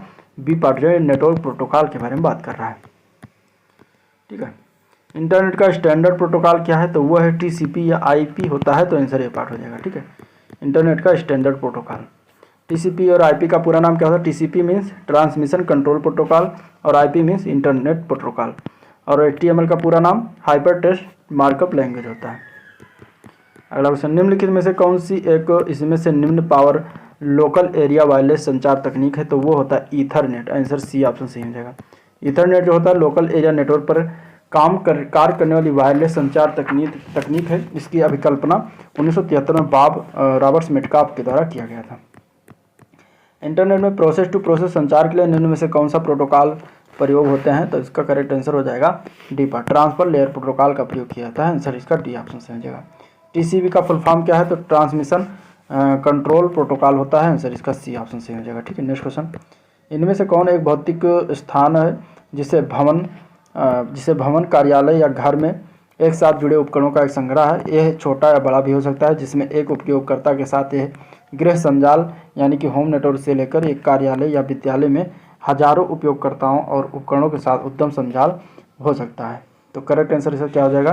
करेक्ट आंसर हो जाएगा इसका ए पार्ट, लैन। ठीक है, लैन के बारे में बात कर रहा है।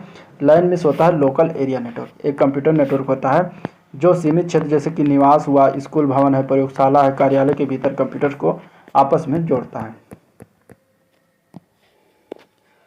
अगला क्वेश्चन है, वेब विकास में जो है एक प्रकार का वेब अनुप्रयोग यानी कि एप्लीकेशन है जो एकल चित्रात्मक अंतराफलक यानी सिंगल ग्राफिकल इंटरफेस में प्रदर्शित एकल नवीन सेवा का सृजन करने के लिए बहुत सेवाओं को संयोजित करता है। तो वो क्या है? तो उसको हम कहते हैं मैशअप। ठीक है, आंसर इसका डी ऑप्शन से हो जाएगा। वेब विकास में एक मैशअप एक पेज या पेज एप्लीकेशन है जो ग्राफिकल इंटरफेस में प्रदर्शित सिंगल नई सेवा बनाने के लिए जो है एक से अधिक सामग्री का उपयोग करता है। अगला प्रश्न देखते हैं, क्रॉलिंग, इंडेक्सिंग और रैंकिंग शब्द किससे संबंधित है? तो ये सभी संबंधित हैं खोजी यानी कि सर्च इंजन से। आंसर बी ऑप्शन से हो जाएगा। ठीक है, अगला क्वेश्चन है, निम्नलिखित में से किस क्लाउड आधारित संरचना में अनेक उपयोगकर्ताओं वाले किसी एकल संगठन द्वारा अनन्य उपयोग करने का प्रावधान है? और यह है किसी संगठन, तीसरे पक्ष या दोनों के संयोजन द्वारा स्वामित्व में रखा, प्रबंधित या संचालित किया जा सकता है। तो वो कौन सा है? तो वो होता है निजी क्लाउड कहते हैं। आंसर इसका ए ऑप्शन से हो जाएगा, निजी क्लाउड। ठीक है, क्रोम, सफारी, ओपेरा के बीच क्या समानता और ये सभी क्या हैं? तो ये सभी जो होते हैं वो वेब ब्राउज़र होते हैं, क्रोम, सफारी, ओपेरा। तो आंसर ए पार्ट करेक्ट हो जाएगा। ई कॉमर्स, ई लर्निंग, ई बैंकिंग, एम कॉमर्स में निम्नलिखित में से कौन सी सेवाएं हैं? तो ये सारी ई सेवाएं हैं। आंसर डी पार्ट करेक्ट हो जाएगा। ठीक है, electronic, E means electronic, e commerce means electronic commerce. ठीक है, अगला प्रश्न देखते हैं, केविन सिस्टम और माइक क्रीगर निम्नलिखित में से किसके संस्थापक हैं? तो ये इंस्टाग्राम के संस्थापक हैं। आंसर इसका सी ऑप्शन सही हो जाएगा। ठीक है, व्हाट्सएप के संस्थापक जेन कुम, ब्रायन एक्टन, ट्विटर के संस्थापक जैक डॉर्सी, नोग्लास पिजस्टोन और युआन विलियम्स के द्वारा किया गया था। इनमें से कौन सा एक ऐसा उपकरण है जो अन्य प्रोग्राम या उपकरणों के लिए कार्यात्मकता प्रदान करता है जिन्हें क्लाइंट्स कहा जाता है? तो उस उपकरण या उस उपकरण का नाम क्या है ये बताना। ठीक है, तो उसको हम कहते हैं सर्वर। आंसर इसका डी ऑप्शन सही हो जाएगा, सर्वर। कंप्यूटर के संदर्भ में जिस तरीके से कोई विरोधी सिस्टम में प्रवेश कर सकता है और संभावित रूप से क्षति का कारण बन सकता है उसे क्या कहते हैं? तो उसको हम कहते हैं अटैक सरफेस। ठीक है, उसको हम क्या कहेंगे? Attack surface. Answer A part हो जाएगा। कंप्यूटर के संदर्भ में जिस तरीके से कोई विरोधी सिस्टम में प्रवेश कर सकता है और संभावित रूप से क्षति का कारण बन सकता है उसे अटैक सरफेस कहा जाता है। एवं एक ऐसा व्यक्ति जो अपने व्यक्तिगत लाभ के लिए अन्य दूसरे व्यक्तियों के कंप्यूटर नेटवर्क से जानकारी गैर कानूनी तरीके से उन्हें हानि पहुंचाने के लिए प्राप्त करता है, वो व्यक्ति हैकर कहलाता है। रे टॉमलिंसन को किसका श्रेय जाता है? ठीक है, रे टॉमलिंसन ने सबसे पहला ईमेल भेजने का कार्य किया था। तो इनका आंसर ए पार्ट हो जाएगा। ठीक है, रे टॉमलिंसन को ईमेल का जनक कहा जाता है। अगला प्रश्न, निम्नलिखित में से कौन सा एक उपाय है जिससे एक वायरस आपके कंप्यूटर को संक्रमित कर सकता है? ठीक है, तो इसका आंसर क्या हो जाएगा? तो इसमें हो जाएगा बी पार्ट। ठीक है, प्रलेख और PDF जो फाइल्स होती हैं उसको बनाने में किसी प्रकार का कोई वायरस इसमें नहीं आ सकता। तो आंसर बी ऑप्शन सही हो जाएगा। ईमेल प्राप्त करने के लिए कौन सा प्रोटोकॉल उपयोग में आता है? तो इसके बारे में बातें हो चुकी हैं। उसका आंसर हो जाएगा डी पार्ट, POP3। आंसर क्या हो जाएगा? POP3। ठीक है, कंप्यूटर विज्ञान में ASP का विस्तारित रूप क्या है? तो उसको हम कह सकते हैं आवेदन सेवा प्रदाता या फिर सक्रिय सेवक पृष्ठ यानी कि एक्टिव सर्वर पेज। इसको हम कह सकते हैं एक माइक्रोसॉफ्ट टेक्नोलॉजी है जो इंटरनेट और वेब पेज के बीच जो है मध्यस्थता करता है। इसका सारा काम सर्वर पेज होता है। ठीक है, ASP का फुल फॉर्म क्या है? एप्लीकेशन सर्विस प्रोवाइडर भी होता है, इसलिए दोनों विकल्प इसमें सही हो जाएंगे। ठीक है, नेक्स्ट क्वेश्चन देखते हैं, अब माइक्रोसॉफ्ट विंडोज़ से क्वेश्चन होंगे। पहला क्वेश्चन है, निम्नलिखित में से किस में विभिन्न कार्यों का निष्पादन शामिल है, जिसमें जैसे कि प्रक्रियाओं का निर्माण करना, प्रक्रियाओं का निर्धारण, गतिरोध का प्रबंधन और प्रक्रियाओं की समाप्ति करना। तो ये किस प्रकार के सॉफ्टवेयर में होता है? तो ये प्रोग्राम की बात करेंगे तो प्रोसेस मैनेजमेंट के अंतर्गत आता है। तो आंसर बी ऑप्शन सही हो जाएगा। ठीक है। स्प्रेडशीट की जटिल गणनाओं को सेट करने का एक आसान तरीका क्या है? तो स्प्रेडशीट में जटिल गणनाओं को सेट करने का एक आसान तरीका की अगर हम बात करेंगे तो इसमें फंक्शन दिए होते हैं, फंक्शन का आकार होता है आसान बनाना। तो आंसर डी ऑप्शन सही हो जाएगा। ठीक है। फंक्शन आसान तरीका होता है। एक्सेल में फंक्शंस का बहुत महत्व है। जब हम कोई गणना करते हैं, जैसे कि जोड़ना, घटाना, गुणा करना, औसत करना, तो ये सब फार्मूला का प्रयोग किया जाता है। ठीक है। पावर पॉइंट स्लाइड में हाइपरलिंक डालने की शॉर्टकट कुंजी कौन सी है? कौन सी है ये बताना। तो हाइपरलिंक डालने के लिए Ctrl+K प्रेस करेंगे। ठीक है। तो आंसर इसका बी ऑप्शन सही हो जाएगा। अब देखिए, पावर पॉइंट जो होता है स्लाइड में हाइपरलिंक डालने की शॉर्टकट की जो होती है Ctrl+K होती है। Ctrl+H जो दिया गया है इसमें फाइंड एंड रिप्लेस ऑप्शन के लिए होता है। Ctrl+A से जो होता है ऑल कंटेंट ऑफ पेज और सिलेक्ट हो जाता है। Ctrl+B से सिलेक्ट कंटेंट को बोल्ड हाईलाइट किया जाता है। अगला क्वेश्चन है, एमएस वर्ड में एक कैरेक्टर को आगे ले जाने के लिए किस कीबोर्ड का उपयोग करते हैं? ठीक है। तो इसका आंसर क्या होगा?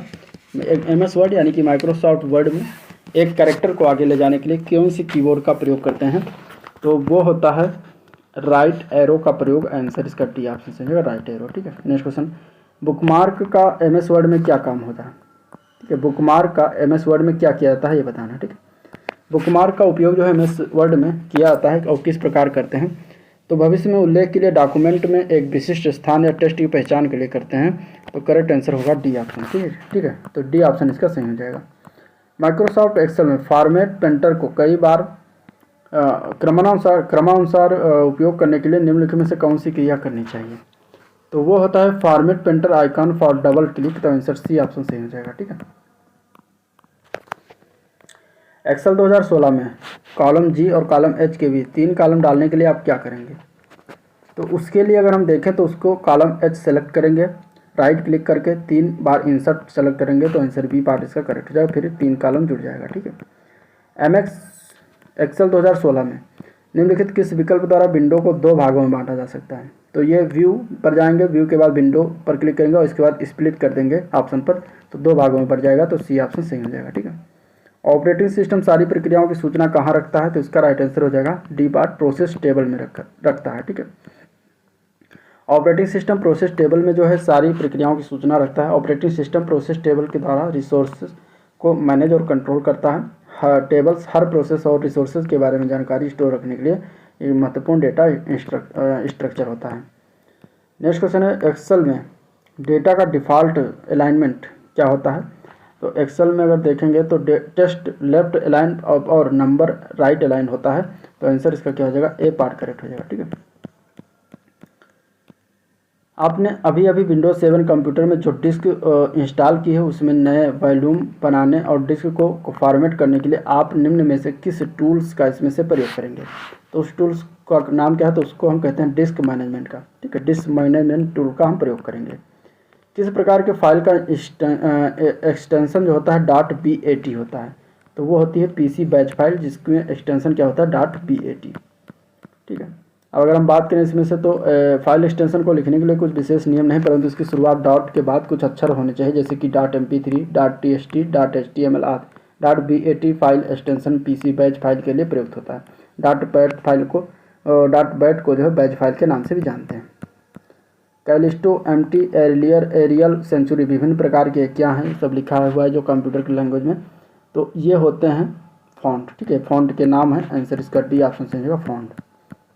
एरियल होता है, कैलिबरी है, कैलिस्टो, एमटी है, सेंचुरी, गोथिक है, फ्रैंकलिन है, सभी जो है फॉन्ट के प्रकार हैं। अगला प्रश्न देखते हैं, निम्नलिखित में से कौन सा समूह एमएस एक्सेल के इंसर्ट टैब में मौजूद नहीं है? तो वो है अनुच्छेद। अनुच्छेद जो होता है एमएस एक्सेल के इंसर्ट टैब में मौजूद नहीं होता। एमएस एक्सेल में चित्र, चार्ट, फिल्टर, हाइपरलिंक आदि सम्मिलित करने के लिए इंसर्ट टैब का प्रयोग करते हैं। इंसर्ट टैब खोलने के लिए शॉर्टकट की ALT+N का प्रयोग करते हैं। इंसर्ट टैब में अगर हम बात करें तो tables, illustration, apps, chart, report, sparkline, filters, link, text, symbol आदि होते हैं, जबकि एमएस एक्सेल के इंसर्ट टैब में पैराग्राफ या अनुच्छेद उपलब्ध नहीं होता।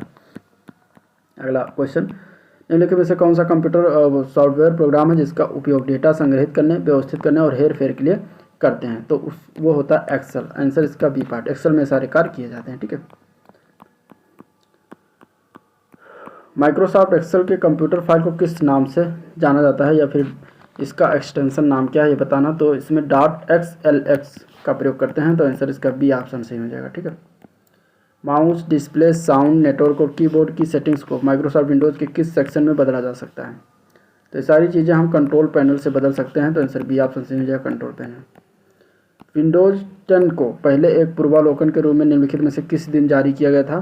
तो 1 अक्टूबर 2014 को जारी हुआ था तो आंसर सी पार्ट करेक्ट हो जाएगा। ठीक है, और विंडोज़ 10 का अंतिम संस्करण जो आया था वो 29 जुलाई 2015 को जनता के लिए जारी किया गया था। विंडोज़ 10 को पहली बार 1 अक्टूबर 2014 के रूप में जारी किया गया था पूर्वावलोकन के रूप में। और विंडोज़ 10 जो है एक नया प्रारंभ मेनू, नए लॉगिन तरीके, एक बेहतर टास्क बार और अन्य प्रयोग अपडेटों की मेज़बानी करता है। अभी मैं सब ऑफिस के बारे में क्वेश्चन जो दिए गए हैं उनको देखेंगे। तो इसमें अगर हम देखें तो क्वेश्चन दिया गया कि विंडोज़ 10 ऑपरेटिंग सिस्टम है। ठीक है, फाइल एक्सप्लोरर में फाइल या फोल्डर की खोज के लिए निम्नलिखित में से कौन से शॉर्टकट कुंजी का प्रयोग करते हैं। तो उसको हम कहते हैं F3 कुंजी, आंसर बी पार्ट हो जाएगा। ठीक है, F2 जो होता है वो चयनित आइटम का नाम बदलने के लिए। F4 होता है फाइल एक्सप्लोरर विंडो को खोलने पर एड्रेस बार प्रदर्शित करने के लिए। F5 होता है एक्टिव विंडो को रिफ्रेश करने के लिए। तो इस तरीके से इसका प्रयोग किया जाता है। अगला क्वेश्चन, MS वर्ड 2016 में डिफ़ॉल्ट रूप में ड्रॉप कैप लेटर या अक्षर की ऊंचाई जो होती है कहाँ तक होती है। तो इसका आंसर हो जाएगा A part, 3 lines into the paragraph. Paragraph में 3 लाइन तक होती है तो आंसर ए पार्ट करेक्ट हो जाएगा। ठीक है, एब्सोल्यूट सेल रेफरेंस चुने इनमें से तो वो होता है ये बी पार्ट, इसका राइट करेक्ट हो जाएगा। अगला प्रश्न देखते हैं, माइक्रोसॉफ्ट वर्ड में गटर मार्जिन सेट करने के लिए निम्नलिखित में से कौन सा गटर पोजीशन बॉक्स में उपलब्ध है। तो इसका आंसर क्या होगा। तो गटर मार्जिन सेट करने के लिए अगर हम देखेंगे तो लेफ्ट एंड टॉप होता है सेट बॉक्स, आंसर इसका बी ऑप्शन सही हो जाएगा। ठीक है, MS वर्ड में गटर मार्जिन जो है उस document side margin, top margin, inside margin में अतिरिक्त स्थान जोड़ता है। लेफ्ट एंड टॉप पोजीशन पर गटर पोजीशन जो है बॉक्स में उपलब्ध होता है। नेक्स्ट क्वेश्चन है, माइक्रोसॉफ्ट एक्सेल में निम्नलिखित सेल प्रारूपों में कौन सा एक्सपोनेंशियल डेटा के लिए उपयोग किया जाना चाहिए। तो इसका आंसर हो जाएगा सी पार्ट, साइंटिफिक डेटा का प्रयोग करते हैं तो आंसर सी ऑप्शन करेक्ट हो जाएगा। ठीक है, अगला क्वेश्चन है, माइक्रोसॉफ्ट एक्सेल में मर्ज अक्रॉस का विकल्प जो है क्या करता है। जो माइक्रोसॉफ्ट एक्सेल में मर्ज अक्रॉस होता है ये विकल्प क्या करता है ये बताना। तो ये अगर हम बात करें तो इसका कार्य होता है जब एक मल्टी रो रेंज सेलेक्ट किया जाता है तो यह कमांड प्रत्येक रो के लिए जो है एक मल्टीपल मर्ज सेल का निर्माण करता है। तो ये इसका कार्य होता है जो कि बी ऑप्शन में दिया गया, बाकी सारे कार्य गलत हैं। Excel sheet, word processor, web previewers किस प्रकार के उदाहरण हैं। तो ये सारे के सारे अगर हम देखें तो ये उदाहरण जो है ये एप्लीकेशन प्रोग्राम है, एप्लीकेशन सॉफ्टवेयर हैं तो आंसर इसका बी ऑप्शन सही हो जाएगा। ठीक है, एक्सेल में सभी फार्मूला निम्नलिखित में से किसके साथ शुरू होते हैं। तो जो फार्मूला होते हैं वो इक्वल बराबर के चिन्ह यानी कि इस तरीके से करके शुरुआत होता है तो आंसर ए पार्ट करेक्ट हो जाएगा। अगला क्वेश्चन देखते हैं, निम्नलिखित में से माइक्रोसॉफ्ट वर्ड का कौन सा व्यू टेक्स्ट देखता है और जैसे कि हेडर और फुटर के बिना जो है प्रिंटेड फॉर्मेट में दिखाई देता है तो वो होता है draft view, answer P part correct हो जाएगा, ड्राफ्ट व्यू। ठीक है, अगला क्वेश्चन देखते हैं, तो दिया गया है कि माइक्रोसॉफ्ट एक्सेल में ऑटो फिल्टर विकल्प के संबंध में निम्नलिखित में से कौन सा कथन इसमें से गलत है। तो एक ऑटो फिल्टर जो विकल्प होता है, ऑटो फिल्टर विकल्प, उसके संबंध में कौन सा कथन इसमें से गलत दिया गया है। तो देखिए, किसी वर्कशीट में सूचना को फिल्टर करके आप इच्छित वैल्यू को जल्द प्राप्त कर सकते हैं तो ये सही है इसके बारे में। ठीक है, दूसरा है जब आप एक समय में डेटा के कॉलम पर एक फिल्टर सेल लगा सकते हैं तो ये गलत है, ऑटो फिल्टर में ये कार्य जो है नहीं होता, ये ऑटो फिल्टर की विशेषता नहीं है। तीसरा है आप न केवल उसे नियंत्रित कर सकते हैं जो आप देखना चाहते हैं बल्कि उसे भी जो आप नहीं देखना चाहते हैं तो ये भी सही है।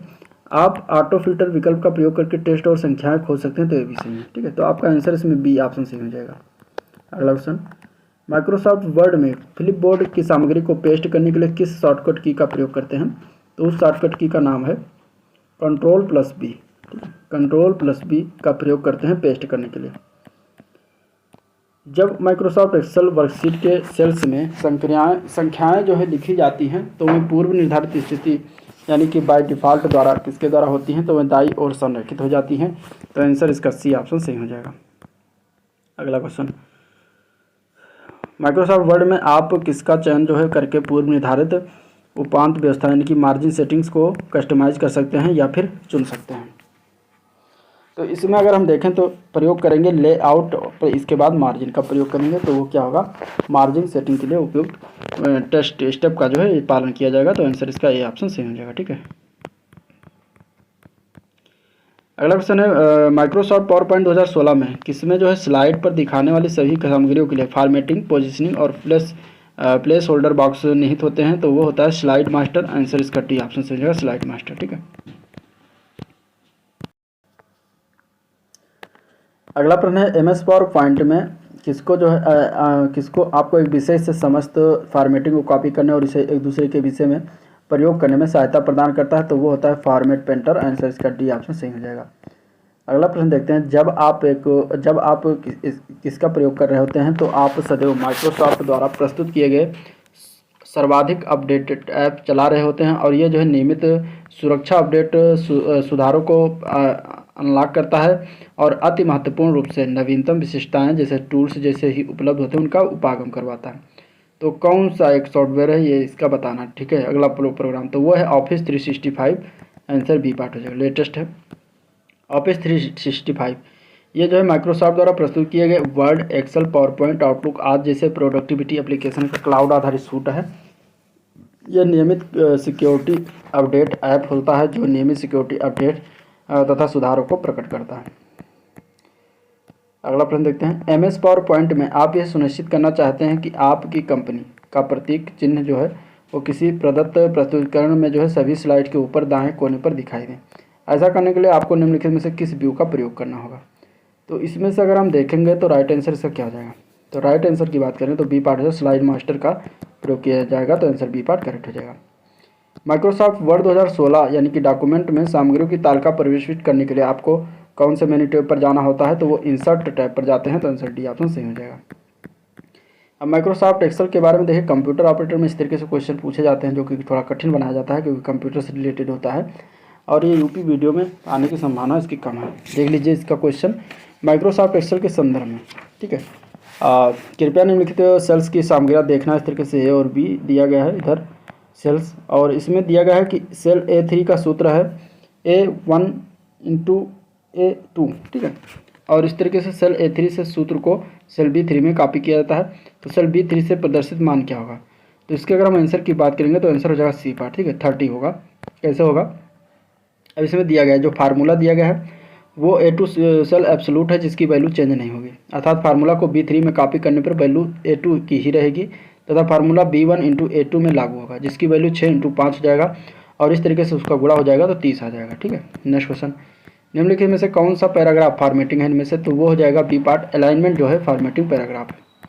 पैराग्राफ फॉर्मेटिंग में 3 चीज़ें होती हैं, अलाइनमेंट, स्पेसिंग, इंडेंट्स। ठीक है, 3 चीज़ें होती हैं। अलाइनमेंट जो होती है सबसे पहला ऑप्शन होता है और इसे आप अपने डॉक्यूमेंट्स में बनाते हुए एमएस वर्ड का भी इस्तेमाल कर सकते हैं। इनमें 4 प्रकार के ऑप्शन होते हैं। पहला होता है जस्टिफाई, दूसरा है लेफ्ट अलाइन, तीसरा है राइट और चौथा है सेंटर। ठीक है, स्पेसिंग की बात करें तो दूसरा ऑप्शन है स्पेसिंग। स्पेस का मतलब जगह से होता है। अब इसमें बिफोर पैराग्राफ दिया होता है जिसकी पैराग्राफ से पहले कितना स्पेस छोड़ना है और आफ्टर पैराग्राफ दिया होता है जिसमें पैराग्राफ के बाद कितना स्पेस छोड़ना है। एक है लाइन स्पेसिंग, इसमें लाइनों के बीच का स्पेस सेट कहते हैं। ठीक है, तीसरा है इंडेंट्स। इंडेंट्स का मतलब जगह छोड़कर लिखना है। इसमें निम्न ऑप्शन है, पहला है फर्स्ट लाइन इंडेंट, यानी कि इस पैराग्राफ में सबसे पहली लाइन के सबसे पहले शब्द को थोड़ा स्पेस छोड़कर लिखने के लिए इस्तेमाल करते हैं। दूसरा लेफ्ट इंडेंट, इसे लेफ्ट में स्पेस छोड़कर लिखने के लिए प्रयोग करते हैं। कई बार जब हम फॉर्मेटिंग कर रहे होते हैं तो इस पैराग्राफ में लेफ्ट में स्पेस जो है छोड़ना होता है और इसे लेफ्ट इंडेंट में सेट करते हैं। ठीक है, तो इस तरीके से कुछ काम होते हैं जो याद रखना चाहिए। नेक्स्ट क्वेश्चन देखते हैं, कंप्यूटर के टूल्स जैसे वर्ड, एक्सेल, पावर पॉइंट निम्नलिखित में से किस कंपनी के प्रोडक्ट हैं। तो सभी माइक्रोसॉफ्ट के हैं। तो आंसर सी पार्ट हो जाएगा, माइक्रोसॉफ्ट। ठीक है, माइक्रोसॉफ्ट के कौन कौन से, तो ये देखिए MS Word, MS Excel, MS PowerPoint और इसके अलावा अगर हम बात करें तो आता है एमएस एक्सेल। ठीक है,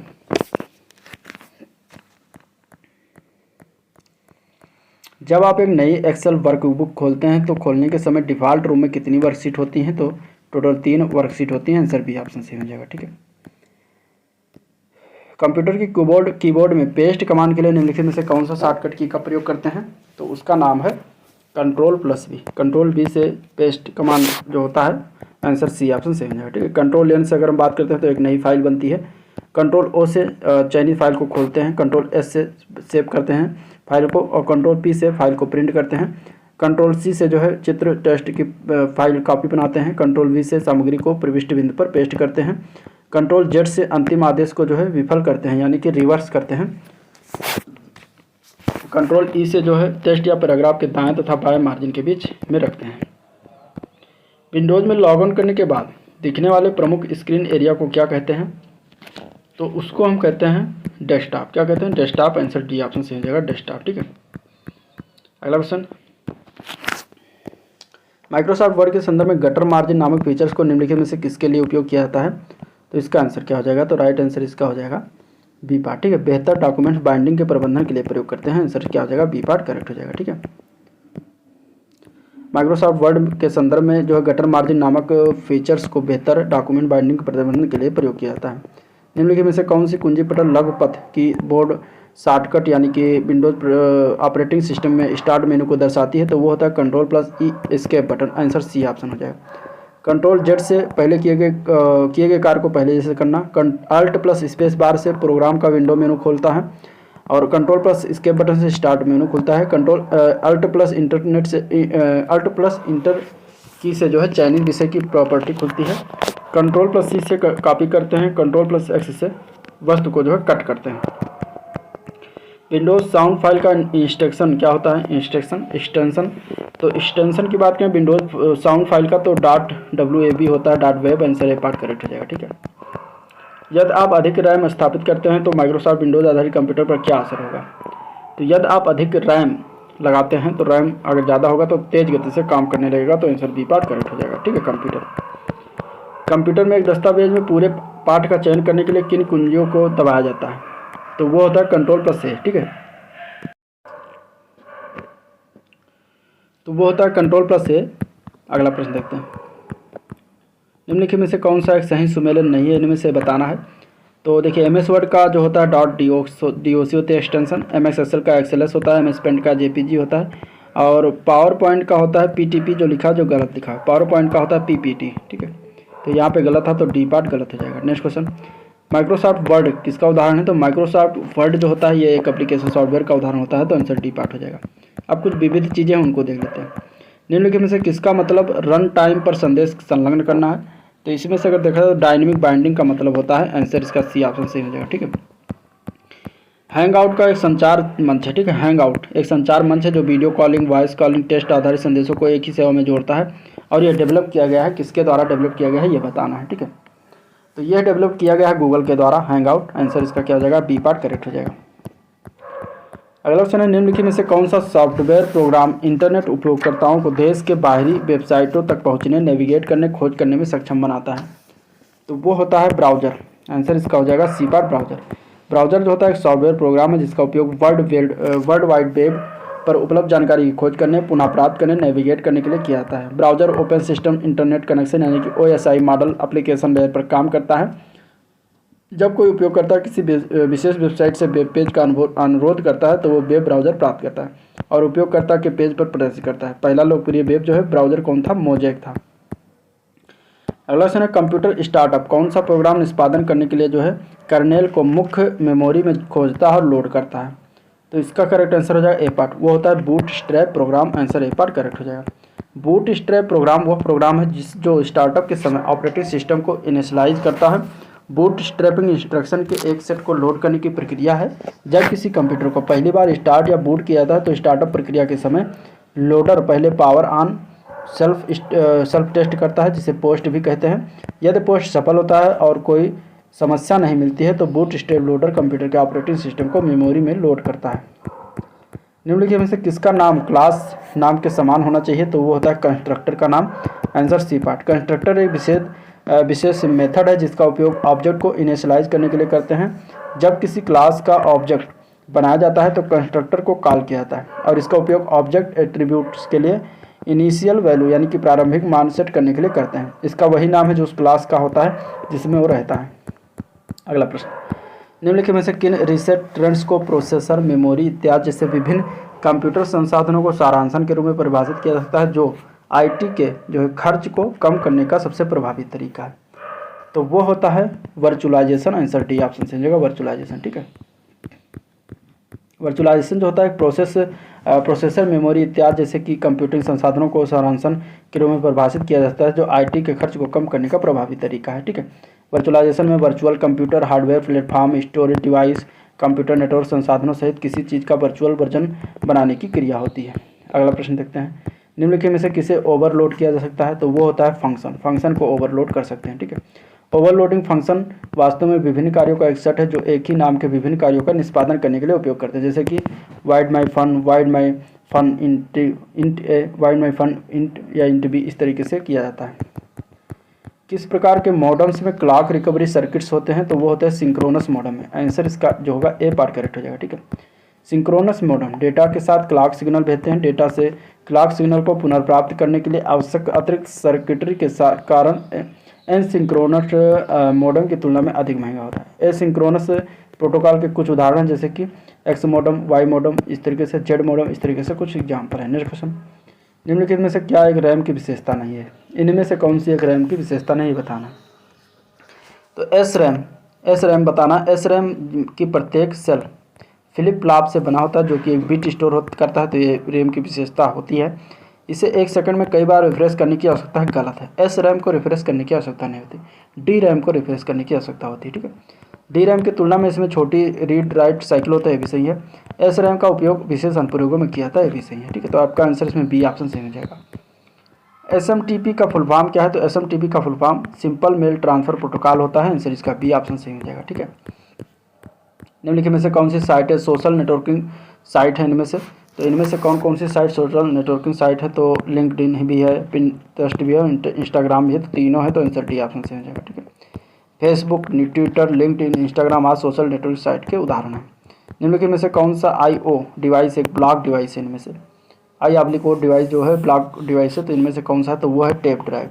आंसर ए पार्ट करेक्ट हो जाएगा। ठीक है, टेप ड्राइव जो होता है एक डेटा स्टोरेज डिवाइस है जो चुंबकीय टेप पर डेटा को पढ़ता और लिखता है। चुंबकीय टेप डेटा संग्रहण आमतौर पर ऑफलाइन अभिलेख यानी कि आर्काइवल डेटा संग्रहण के लिए उपयोग किया जाता है। एक टेप ड्राइव हार्ड डिस्क के विपरीत सेक्वेंशियल एक्सेस स्टोरेज प्रदान करता है तथा hard disk direct access storage प्रदान करता है।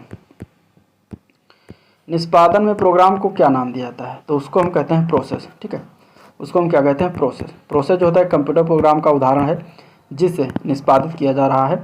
इसमें प्रोग्राम कोड, इसकी गतिविधि शामिल होती है। प्रोसेस निष्पादन के कई थ्रेड्स से बनी हो सकती हैं जो एक साथ निर्देशों को निष्पादित करती हैं। ईमेल के बारे में लिखित कथनों को पढ़ें और सही से विकल्प चुनें। यूजर नेम और डोमेन नेम @ चिन्ह द्वारा अलग किया जाता है जो कि सही है। इसके बारे में बात पिछले ईमेल वाले पोर्शन में हो चुका है। ईमेल एड्रेस केस सेंसिटिव होते हैं। ठीक है, तो इसमें से अगर देखा जाए तो दोनों जो है ये गलत है। ठीक, केस सेंसिटिव नहीं होता ईमेल एड्रेस, तो आंसर पहला पार्ट हो जाएगा ए सही है और दूसरा गलत है, तो आंसर बी पार्ट इसका करेक्ट हो जाएगा। ठीक है, अगला क्वेश्चन, भारत के पहले स्वदेशी रूप से विकसित ऐप स्टोर की पहचान करें जो विभिन्न डोमेन और सार्वजनिक सेवाओं की श्रेणियों में 965 से अधिक लाइव ऐप होस्ट करता है, तो वो कौन सा है, तो वो है मोबाइल सेवा app store. Answer D option सही हो जाएगा। ठीक है, डेडलॉक क्या है, इसके बारे में बातें हो चुकी हैं, लास्ट इसमें एक भी आया था क्वेश्चन डेडलॉक के बारे में, तो इसका आंसर जान लीजिए। वो स्थिति जहां प्रत्येक प्रोसेस अवरुद्ध हो जाता है और रिसोर्स रिलीज करने के लिए दूसरे की प्रतीक्षा करता है, तो उसको हम कहते हैं डेडलॉक। निम्नलिखित में से कौन सी कंपनी वीडियो ऐप टिकटॉक का स्वामित्व रखता है, तो वो बाइट डांस के द्वारा ये बनाया गया था टिकटॉक, तो आंसर इसका सी ऑप्शन सही हो जाएगा। ठीक है, ये iOS और Android social media video app है। इस एप्लीकेशन को 2017 में जो है बाइट डांस द्वारा चीन के बाहर बाजारों के लिए लॉन्च किया गया था। ठीक है, जो कि अभी भारत में अभी क्या हो गया, बैन हो गया इस पर। चलिए नेक्स्ट क्वेश्चन, एक सामान्य त्रुटि पता लगाने की कोड CRC का पूर्ण रूप क्या है, तो साइकिल रिडंडेंसी चेक इसका फुल फॉर्म है, तो आंसर सी ऑप्शन सही हो जाएगा।